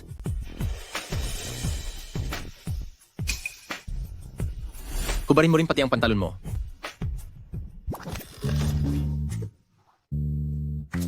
Young Master, hindi ko na kayang maghubad pa.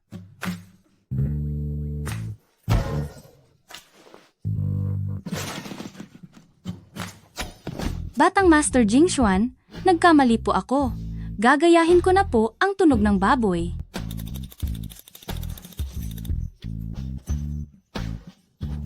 Kamukha ba ng tunay? Hindi. Pagulitin niyo pa siya ng 2 beses. Pwede na siguro iyon. Ilayo niyo ang babaeng iyan.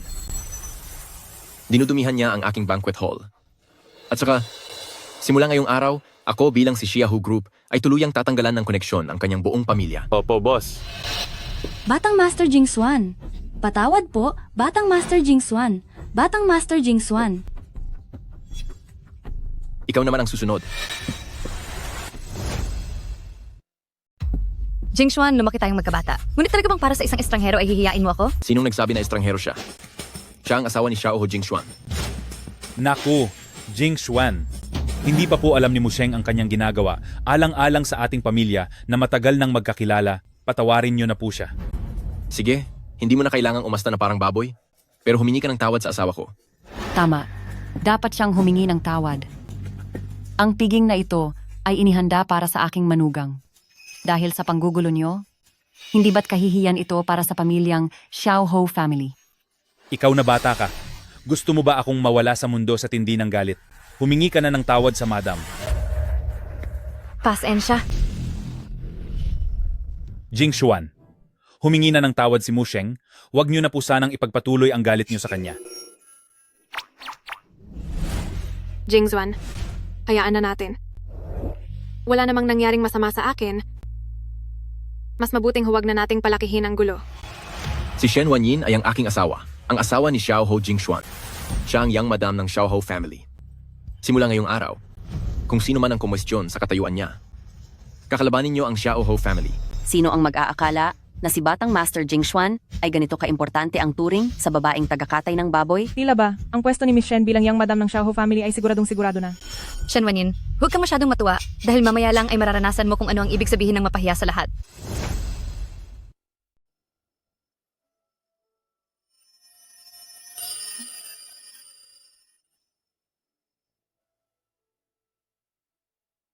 Sa pagtitipong ito ngayon, bukod sa ipakilala sa lahat ang aking manugang, may isa pa akong magandang balitang inanunsyo. Ang Xiaohou family ay nagtatag ng isang bagong kumpanya ng pagbebenta ng karneng baboy. At kung sino man sa inyo ang gustong makipagtulungan, maaari kayong direktang lumapit sa aking manugang. Dahil mula ngayon, ang Xiaohou family ay nasa ilalim na ng kanyang pamamahala. Mahusay. Ang hotel namin ay kasalukuyang naghahanap ng supplier ng karne. Pipirma na ako ng kontrata bukas ng umaga. Gusto rin ng kumpanya namin na umorder para sa kantin. Isama niyo rin ako. Hindi ba't napakamahal naman ito? Hindi ko po ito matatanggap. Tanggapin mo na ito dahil naitatag na ang kumpanyang ito. At kung hindi mo tatanggapin, gusto mo bang ako mismo ang humarap sa mga baboy na iyon? Sige, tatanggapin ko muna ito. Pero ibabalik ko rin ito sa iyo pagkatapos ng ating paghihiwalay. Bakit ba palagi na lang paghihiwalay ang iniisip ng babaeng ito? Ang batang Master Jingshuan, bakit siya nagpakasal sa isang tindera ng karne? Kakaiba talaga ang panlasa ng pinakamayamang lalaki dahil kaya ito sa dinadala niyang bata? Pero ang balita ko, ang batang Master Jingshuan daw ay mahina at hindi maaaring magkaroon ng anak.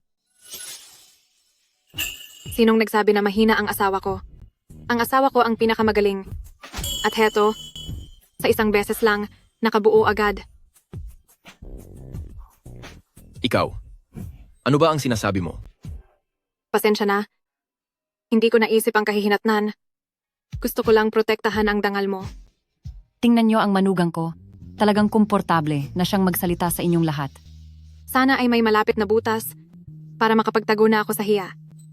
Ayos lang yon. Shen Wanyin, hindi na magtatagal ang iyong saya. Hala? Ang tingnan niyo dali. Diba? Dapat ay nandito iyon. Pasensya na po. May idinaraos na piging ang Xiaohou family. Umaalis na po ang mga walang imbitasyon. Ang pamangkin ko ay ang manugang ng Xiaohou family, kaya bakit hindi nyo kami papapasukin? Tito, bakit po kayo nandito? Huy! Tignan nyo. Siya ang aking pamangkin. Ang madam ng mga Xiaohou Group. Subukan niyo uli akong harangin. Tama? Kapag sinubukan niyo uli kaming pigilan, pagsasabihan ko ang asawa niya. Napalayasin kayo. Ang yayabang nyo kahit wala namang narating. Umalis kayo sa harapan ko. Alis.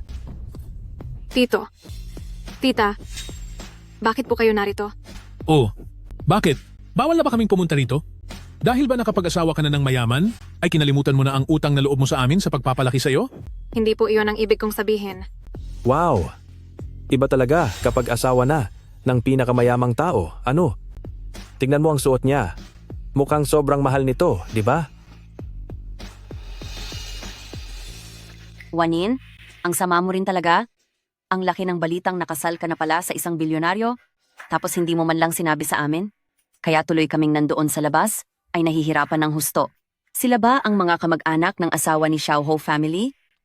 Bakit ang gagaspang nila? Mukhang mga pulubi. Galing sila sa pamilya ng mga kumakatay ng baboy. Ano pa bang aasahan mo? Sa pagtitipong ito ngayon, lahat ay mga espesyal na panauhin ni Xiaohou family. Sa ginagawang ito ni Tito at ng iba, paniguradong magkakaroon ng gulo. Hindi ko hahayaang mapahiya si Jingshuan. Tito, tita, umuwi muna po kayo. Magpapaliwanag na lang ako mamaya. Bakit naman? Kung kailan masagana na ang buhay mo rito, ay kinalimutan mo na kaming mga naghihirap. Totoo yan. Ah, tungkol diyan, kami ay pwede namang umuwi na. Pero, kailangan mong magbayad. Hindi ba kabibigay ko lang sa inyo ng $100,000? Kulang ang $100,000. Magkano ba ang gusto nyo? $50 milyong. $50 milyong? Saan naman ako kukuha ng ganoon kalaking pera? Wala kang pera? Pero mayaman ang asawa mo. Tama. Huwag mong isiping wala kaming alam. Ang Xiaohou family ang pinakamayaman sa Yuncheng. Ang $50 milyong na iyan, para sa kanila, ay napakadali lang. Hindi maaari. Kay Jingshuan yun, hindi sa akin.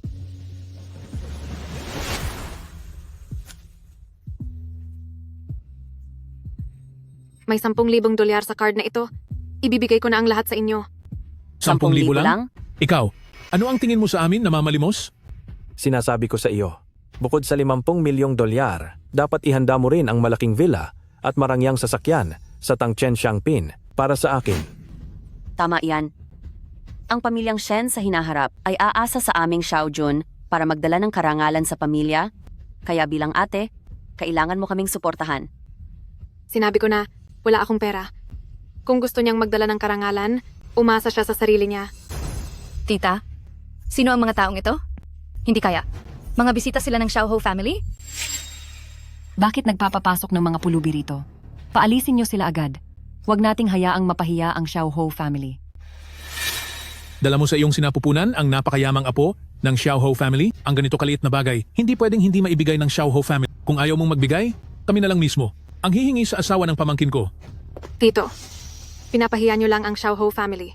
Hoy, bata ka. Mula nang mawala ang mga magulang mo, ako ang naghirap at nagpalaki sa iyo sa lahat ng paraan. Ngayon ay ikinahihiya mo na ako? Tingnan mo at papatulan kita. Ang asawa ng isang Xiaohou family ay hindi mo pwedeng saktan. Sino ka ba? Bitawan mo agad ang tatay ko. Jing Xuan, bitawan mo na siya. Siya ang tiyuhin ko. Ayos lang ba ang pulso mo? Ikaw si batang Master Jing Xuan. Aray ko, pamangkin pala kita. Pasensya na. Nagkaroon lang ng hindi pagkakaintindihan. Ako ang tiyuhin ni Wanyin. Simula ngayon, tiyuhin mo na rin ako. Pasensya na. Hindi ko alam kung paano sila nakapasok. Paalisin ko na sila ngayon din. Anong gagawin mo? Hindi kami aalis dito. Brother-in-law, itong kapatid ko ay buntis sa anak nyo at hindi man lang niya sinabi sa amin. Pinag-alala niya kami ng matagal. Kaya ngayon, nandito kami para bisitahin siya. Ibinenta mo siya sa iba para sa $100,000. Pagkatapos ay tinakbuhan mo ang pera, pag-aalala ba ang tawag mo doon? Sandali, lahat ng ito ay malaking pagkakamali lang. Bilang mga nakatatanda, sino ba naman ang hindi nagnanais ng ikabubuti ng pamilya nila? Tulad na lang ni Xiao Jun na malapit ng ikasal, bilang panganay na kapatid ni Wanyin, yung dote niya sa kasal, siguradong siya ang magbibigay niyon, hindi ba? Oo, tama iyon. Dapat ay may kasama ring mansion at mamahaling sasakyan. Grabe naman, may ganitong klaseng pamilya pala na manghuhut-hut, nakakainis sila. Shen Wanyin, dahil sa kapal ng mukha ng pamilya mo, sigurado akong hindi ka napapayagan ng pamilya Xiaohou family na makapasok sa kanila. Jing Xuan, huwag kang makikinig sa kanila. Huwag kang magbibigay kahit isang sentimo. Shen Wanyin, pinsan mo ako at dahil ikaw ang ate, kung hindi mo babayaran ang dote ko, may itsura ka pa bang nakatatandang kapatid? Tama. Kakakasal mo pa lang ay kumakampi ka na sa iba. Maagang wala na ang mga magulang mo. Kung hindi dahil sa pagkupkop namin sa iyo, matagal ka na sanang napunta sa ampunan. Kinupkop niyo lang ako. Dahil gusto niyo ang mamanahin ko. Itanong niyo sa inyong konsensya, simula noong bata pa ako, naging mabuti ba? Talaga kayo sa akin? Kalokohan? Kailan ba kami naging masama sa iyo? Pinagkaitan ba kita ng pagkain o damit? Tama! Huwag kang maging walang utang na loob. Dapat kang magpasalamat. Wanyin. Magkano ang gusto niyo? $50 milyong lang ang gusto namin. Parang masyado yata iyong maliit. Dagdagan pa natin. Sa darating na panahon, ang asawa ko ay makakapagbigay pa ng maraming malulusog na anak.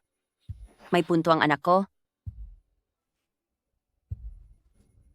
$100 milyong. $100 milyong? Ang pamilyang ito, napakalaki naman kung humingi. $50 milyong lang kanina, ngayon ay naging $100 milyong na agad. Baka naman nagsasabuatan lang silang mandaya ng pera? Sa pagkakataong ito ay si Xiaohou family, ang nakatagpo ng mga linta. Magaling din itong si Shen Wanyin. Hindi pa man nakakapasok sa pamilya. Nagawa na niyang pagastusin si Jing Xuan ng $100 milyong. $100 milyong? Wala kayong makukuha kahit isang sentimo. Hoy, ikaw na bata ka. Kung hindi dahil sa pagpapalaki namin sa iyo, wala kang pagkakataon na maging asawa ng pinakamayamang tao rito. Tama. Bakit ka ba napakadamot? Manahimik kayong lahat. Ako pa ang makasarili? Sinasamantala niyo lang na wala pa akong muwang noon para kunin ang mana ng aking mga magulang. Para sa dote ng iyong anak na lalaki, naibigay ko na ang lahat ng dapat ibigay. Ngayon, huwag niyo nang asahang makakakuha pa kayo sa akin ng kahit isang sentimo. Kaya pala, ganoong kahirap pala ang pinagdaanan niya. Hay nako, bakit ba ang malas-malas ng buhay ko? Kung alam ko lang sana noon, bakit ko pa pinatira ang walang utang na loob na batang ito sa bahay? Ang Xiaohou family na ito ang pinakamayaman sa Yuncheng, isang tanyag na pamilya. Paano sila nagkaroon ng ganyang mga kamag-anak? Nakakahiya talaga? Tita, tingnan mo ang ugali niya. Parang iskandalo. Kapag kumalat ito, talagang mapapahiya. Ang pangalan ng Xiaohou family. Isa kang masamang babaeng mang-aakit. Napakasama mo. Ang pagtitipon na ito ng Xiaohou family ay hindi lugar para sa panggugulo mo. Ikaw na matandang hukluban. Talaga bang sinasaktan mo ang nanay ko? Pagbabayarin kita. Lapastangan. Ang kaharap niyo ngayon ay ang donya ng Xiaohou family. Ang donya po. Shen Wanyin, binigyan mo ng malaking kahihiyan ng Xiaohou family. Hindi ako naniniwalang tatanggapin ka pa rin nila. Ma, sorry po. Napahiya ko po ang Xiaohou family. Huwag po kayong mag-alala. Aalis na po ako sa Xiaohou family.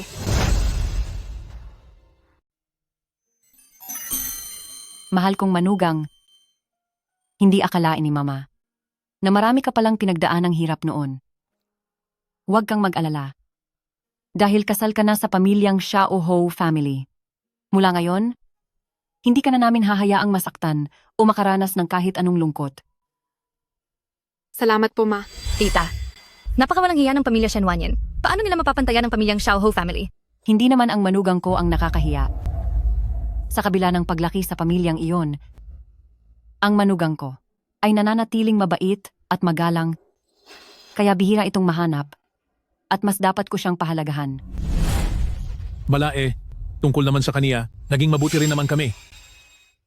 Sino ang balae mo? Kayong mga tauhan, alisin ang mga taong ito dito. Pag-usapan po muna natin ng maayos ito. Hindi na namin kailangan ng $100 milyong, kahit $1 milyong na lang. Kahit $1 milyong na lang po. Opo, tama po. $1 milyong na lang ang gusto namin. Hindi na namin kailangan ang mansyon. Kahit mamahaling sasakyan lang ay sapat na. Kahit hindi lang $100 milyong, kahit pa $1 bilyong, ang pamilyang Xiaohou family ko ay kayang magbayad. Pero nakakapanghinayang. Dahil hindi nyo ito deserve. Kung hindi rin lang ako magiging masaya, walang sino man ang sasaya rito. Wanyin. Ayos ka lang ba? Ang tiyan ko. Naku, may nangyaring masama sa kaniya. Ang apo ko, hindi siya dapat mapahamak. Bilis, dalhin siya sa ospital.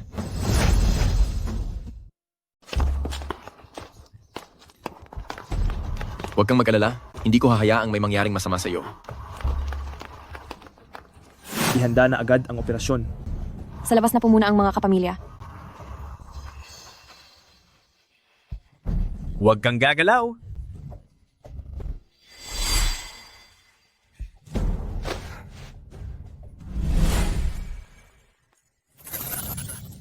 Bantayan mo silang mabuti. At kapag may kahit anong nangyari, ay magulat ka agad sa akin. Shen Wanyin, sana ituluyan na kayo ng anak mo. Dahil ang pagiging asawa ni Xiaohou ay para sa akin lang. Hindi ko alam kung ano na ang lagay ni Wanyin at ng magiging apo ko. Mabuting tao ang asawa niyo po. Siguradong walang mangyayaring masama sa kanya. Grabe ka naman. Bakit mo ba tinulak ang ate mo?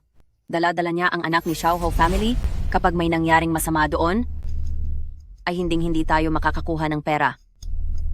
Hindi ko naman sinasadya. Dati naman ay napakatatag ng ate ko. Sino bang mag-aakala na ngayon ay hindi na siya makatayo ng maayos? Tama na, tumahimik ka na. Sana ay nagbayad na lang agad ang babaeng iyon para walang gulo. Sa pagkakataong ito, magsilbi sana itong aral sa kanya na mahirapan muna siya ng kaunti. Anong nangyari? Naku po, masamang balita. Nahihirapan sa panganganak, maraming nawawalang likido sa kanya. Ano? Sino sa inyo ang may type O na dugo? Kulang ang supply sa blood bank ng ospital at kailangang makahanap agad ng sapat na donor. Type O ang dugo ko. Kaya ko. Pagpuntay ng lahat ng empleyado sa kumpanya na may type O para mag-donate ng dugo. Dodoblehin ko ang sahod nila, mismo. Bilisan nyo, sumunod kayo sa akin.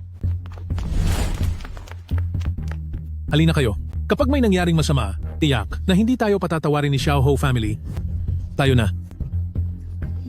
Bantayan niyo silang maigi. Huwag niyo silang hayaang makatakas. Opo. Luhod.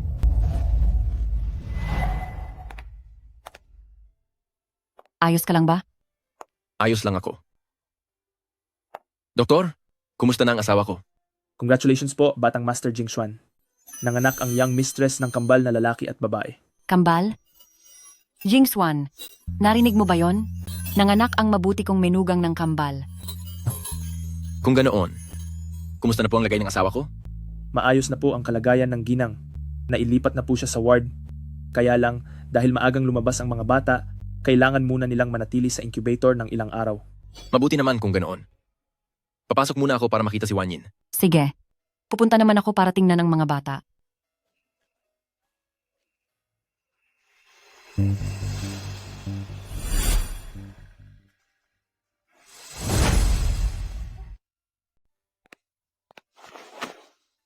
Salamat sa pagtitiyaga mo. Nasaan ang mga anak? Huwag kang mag-alala.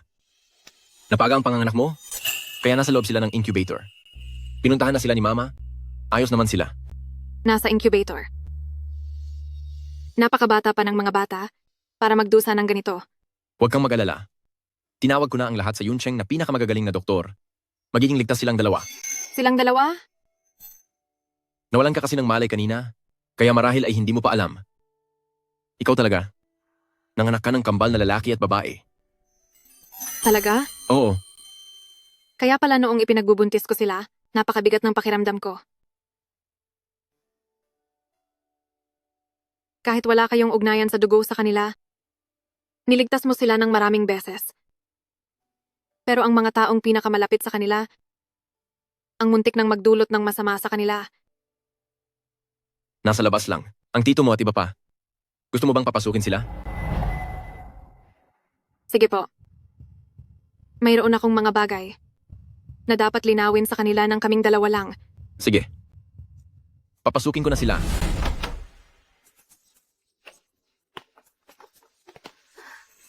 Titingnan ko muna ang mga bata.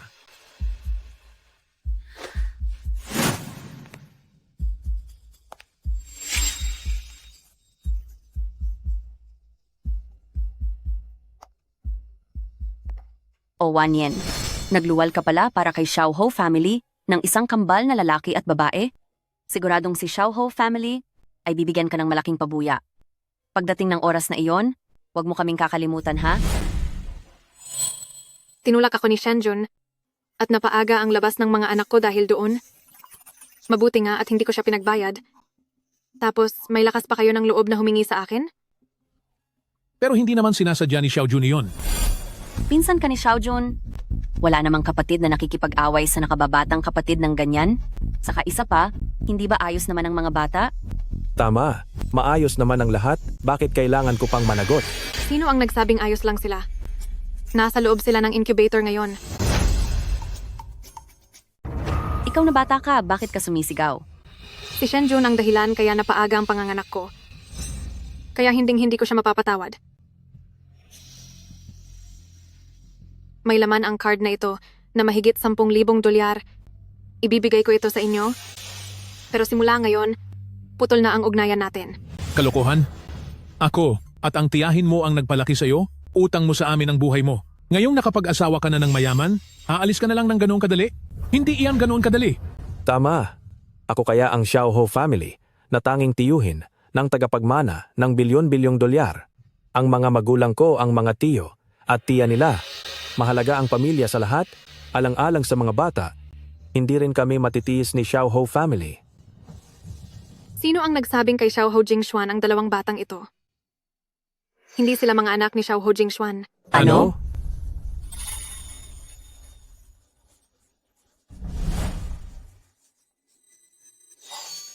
Imposible iyan.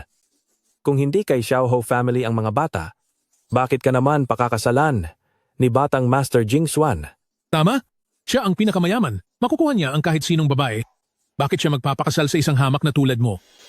Kung hindi kayo naniniwala, maggawa kayo ng DNA test. Sa tingin ko sa kanya, mukhang hindi siya nagsisinungaling. Anong gagawin natin? Kunin muna natin ang pera.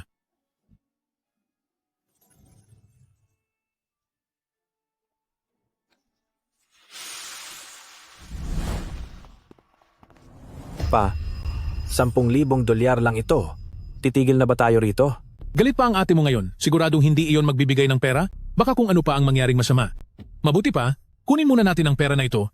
Paglabas ng bata sa ospital, doon na tayo gumawa ng paraan. Oh, ang talino mo talaga, pa. Teka. Bakit? Anong nangyayari? Ano iyan? Ano ito? Anong nangyayari? Sir Young Master, naihatid na po ang tatlo sa kanila sa himpilan ng mga pulis. Ang pamilya Xiao Ho family ay magsasampa ng kasong pangingikil at pagbebenta ng tao laban sa kanila. Siguraduhin ninyong sa habang buhay nilang pag-iral ay hindi na sila magpapakita sa paningin ni Wanyin. Naiintindihan ko po.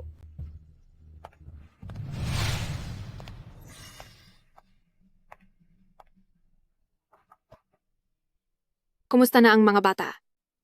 Maayos naman sila. Nakatulog na sila ng mahimbing sa loob ng incubator. Ngayon lang ako nakakita ng mga sanggol na ganoon kaliit.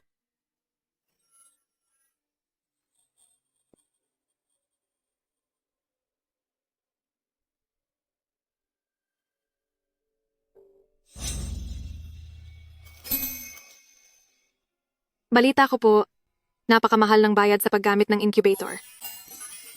Huwag kang mag-alala. Ang perang ito ay tiyak na babayaran ko sa iyo. Ano bang pinagsasabi mo? Anak ko rin ang mga batang iyon. Ngayon, alam na ng buong Yuncheng na ikaw ang misis ko mula sa pamilya, Xiao Ho family. Kaya natural lang na. Sila ang magiging maliit na young master ng Xiao Ho family at ang munting binibini namin. Ito ang totoo ngayon at mananatili itong totoo magpakailanman. Sino ang nagsabi na ang dalawang batang ito ay kay Xiao Ho Jingxuan? Ang dalawang batang iyon ay hinding-hindi magiging kay Xiao Ho Jingxuan.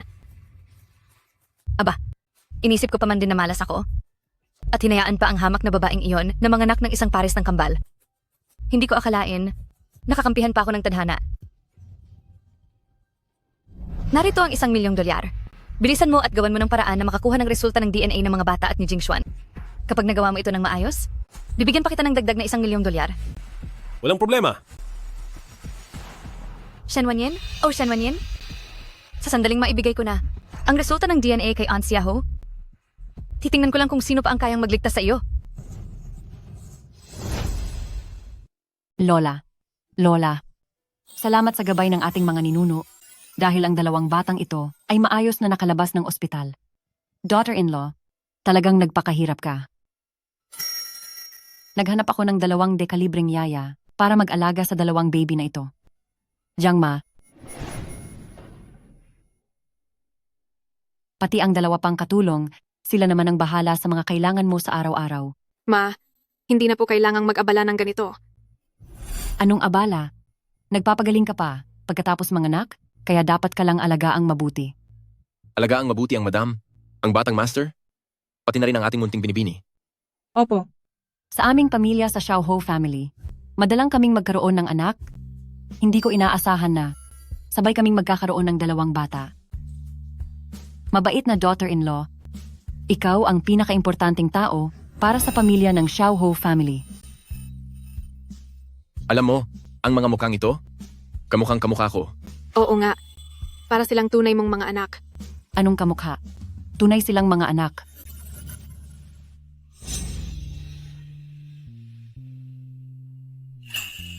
Kung sana, totoo silang mga anak ko. Tahan na, huwag iiyak. Bakit sila umiiyak? Tahan na, huwag nang Tahan na, iiyak. huwag nang iiyak. Sa tingin ko ay gutom na sila. Ako na po ang magpapakain. Sige, magpapadede ang mama.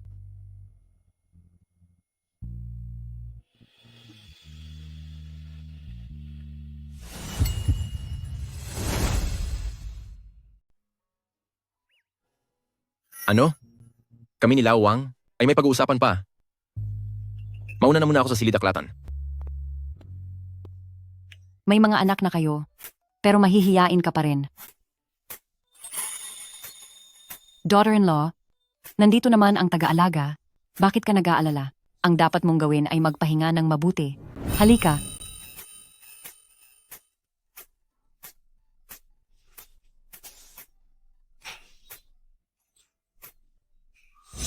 Salamat po, Ma.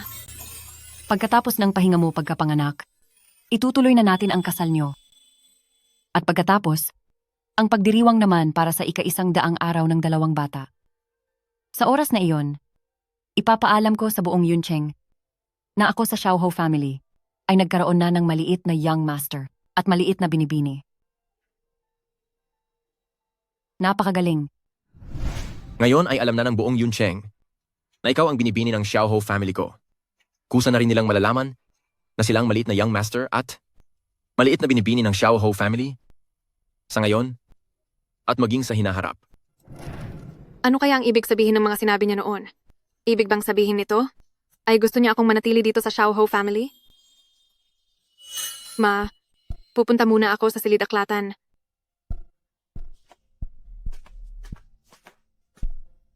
Naku, talagang nagmamahalan ang mag-asawang ito. Ayaw magkawalay kahit sandali lang. Young Master, nahanap na po ang video ng gabing iyon. Padating na po ito.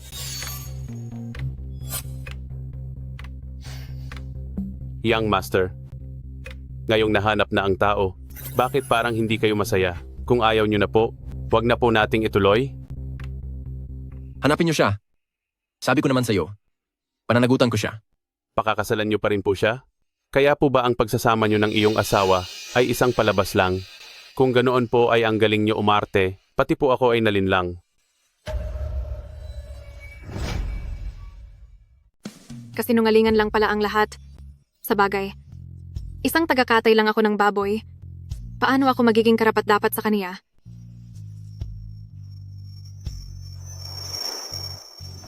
Kailan ko sinabing nagkukunwari lang ako sa kanya? Hindi po ba? Dahil ang sabi nyo kanina, pananagutan nyo ang babae ng gabing iyon. Sabi ko mananagot ako, pero hindi ko sinabing pakakasalan ko siya. Gusto ko lang siyang bigyan ng pera para makabawi sa kagaguhang nagawa ko noong gabing iyon. Iyon pala ang totoo. Huwag po kayong mag-alala, Young Master. Gagawin ko ang lahat para mahanap siya agad. Sandali. Po? Huwag mo muna itong ipaalam sa asawa ko. Baka magkamali siya ng hinala. Opo, boss. Kung ganoon, palabas lang pala ang lahat sa inyong mag-asawa, pero ang galing nyo pong umakto, pati ako ay nalinlang nyo. Hija, ano bang iniisip mo, anak? Ma, wala po akong problema.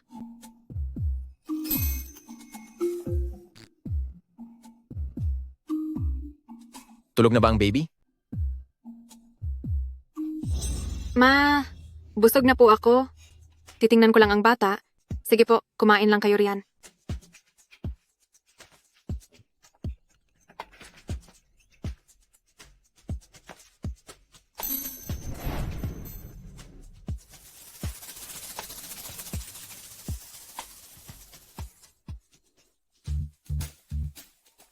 Hindi pa nga siya tapos kumain, ah. Bakit parang iniiwasan niya ako? Miss Tang, ito na ang resulta ng paternity test ni na Master Jingxuan at ng dalawang bata. Mabuti. Pupunta ako ngayon sa Xiaohou family, kasama si Aunt Xiaohou, para ibalita ang masayang impormasyong ito.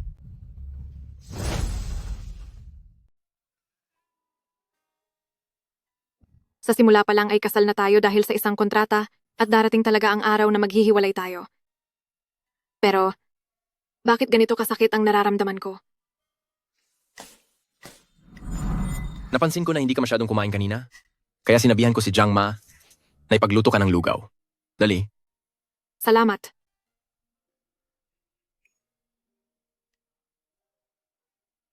Ngayong isinilang na ang ating anak, ikaw, kapag wala kang ginagawa, maaari kang lumabas paminsan-minsan. Sabi nila, ang paglabas ng bahay ay nakakatulong para gumaan ang pakiramdam mo pagkatapos manganak. Pinapahiwatig niya sa akin na gusto niyang umalis na ako sa Xiaohou family.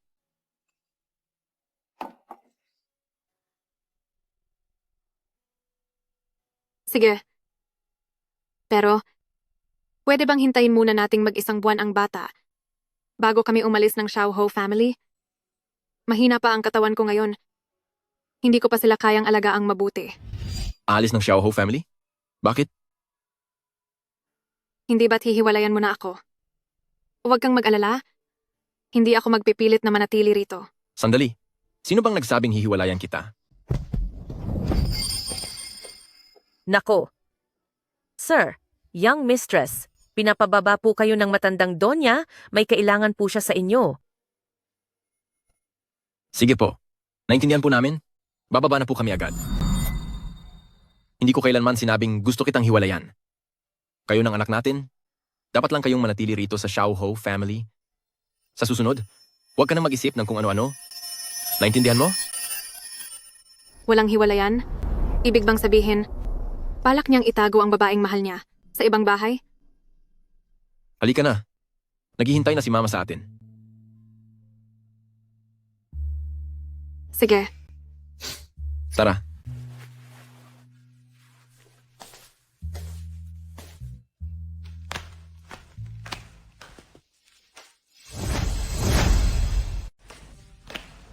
Nay, pinapatawag niyo po kami?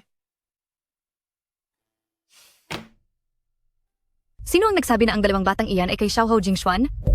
Ang dalawang batang iyon ay hinding-hindi kay Xiaohou Jingxuan. Ang mga sinasabi sa video na ito, totoo ba ito? Wanyin, sabihin mo sa akin, ang dalawang batang ito, hindi ba sila kay Jingxuan? Nay. Kung hindi namin anak ang mga bata, kanino pa sila magiging anak? Nay, hindi ba kayo naniniwala na may kakayahan ang anak nyo?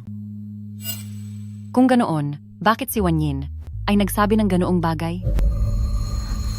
Dahil ang mga kamag-anak ni Wanyin gaya ni Tita, kung hindi sila lolokohin, patuloy nilang guguluhin si Wanyin. Kapag kumalat ang balitang ito, hindi ito makabubuti para sa ating pamilyang Xiaohou family. Wanyin, totoo ba ang sinasabi niya? Huwag kang mag-alala. Nandito ako. Nay, ang tiyuhin ko at ang iba pa.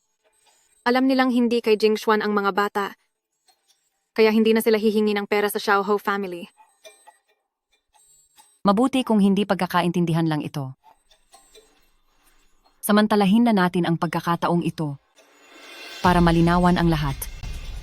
Hinding-hindi ko pahihintulutan ang anak ng ibang tao na makapasok sa pinto ng aking pamilyang Xiaohou family. Jingxuan, Tita, huwag kayong magpabudol sa babaeng ito. Mayroon akong DNA test. Mapapatunayan ko na ang dalawang batang ito ay hindi tunay na anak ni Jingxuan. Dala lang ang isang pirasong basurang papel at nangangahas ka ng gumulo rito sa Xiaohou family? Tang Musheng, sino ang nagbigay sa iyo ng lakas ng loob? Mula ito sa isang sikat na ospital. Hindi ko ito pwedeng pekihin. Pwede mong buksan para makita mo. Kung hindi ka pa rin naniniwala, pwede tayong magpa-DNA test ulit. Tang Musheng. Tigil.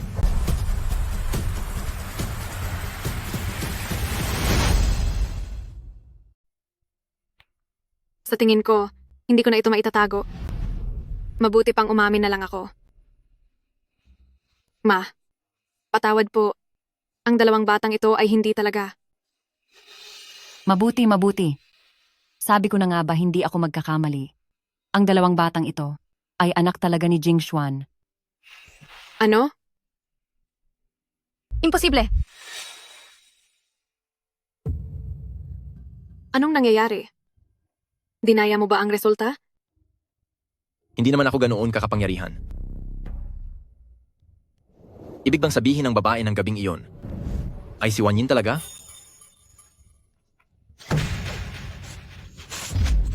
Peke ang report na ito. Siguradong minanipula mo ito. Tama na. Ang Xiaohou family ay hindi lugar para magwala ka. Ibalik na ang Tang Musheng sa pamilya Tang.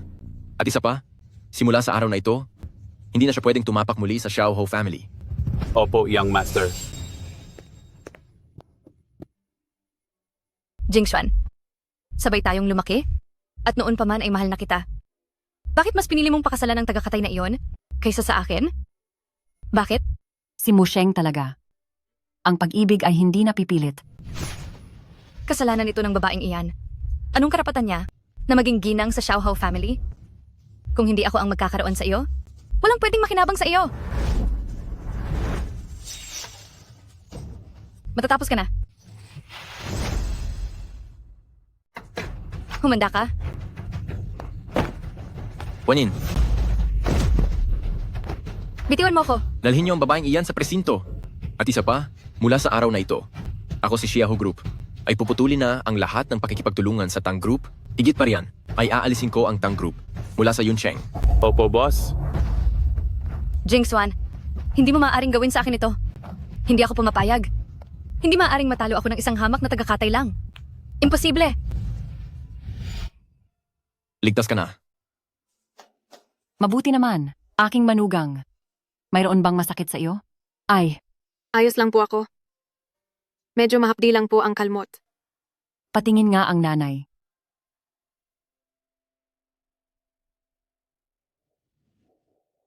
Ang pulang balat. Kaya pala, ang tao sa hotel isang taon na ang nakararaan.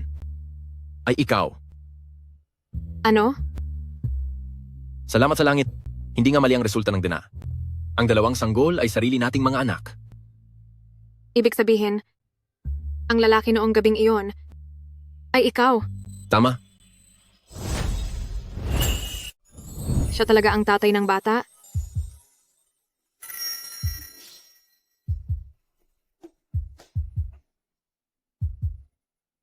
At ikaw ang ama niya. Masaya ako. Pero huwag na muna tayong masyadong magkalapit. Para hindi magselos ang taong mahal mo. Hindi. Sinong taong mahal ang sinasabi mo? Huwag ka nang magpanggap. Ang mga sinabi mo kay Assistant Wang, narinig ko ang lahat. May kailangan kang panagutan? At papakasalan mo pa siya. Hindi ba't ikaw ang taong iyon? Ano? Dati? Akala ko, iba ang kasama ko nung gabing iyon. Kaya pinahanap ko siya kay Assistant Wang para lang makabawi sa pagkakamali nung gabing iyon. Ang totoo, mula nang mapagtanto kong mahal kita, ikaw lang ang gusto kong pakasalan. Kaya, ibig mong sabihin, hindi lang ito pakitang tao? At ang papakasalan mo ay walang iba kundi ako? Ang nararamdaman ni Xiaohou Jingshuan para kay Shen Wanyin ay kailanman hindi laro lang. Simulat sa pool, ang taong gusto kong pakasalan ay walang iba kundi ikaw.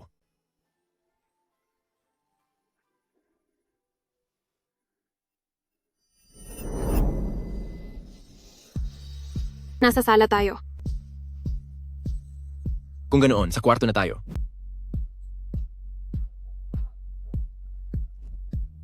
Hindi iyon ang ibig kong sabihin. Pero iyon ang ibig kong sabihin.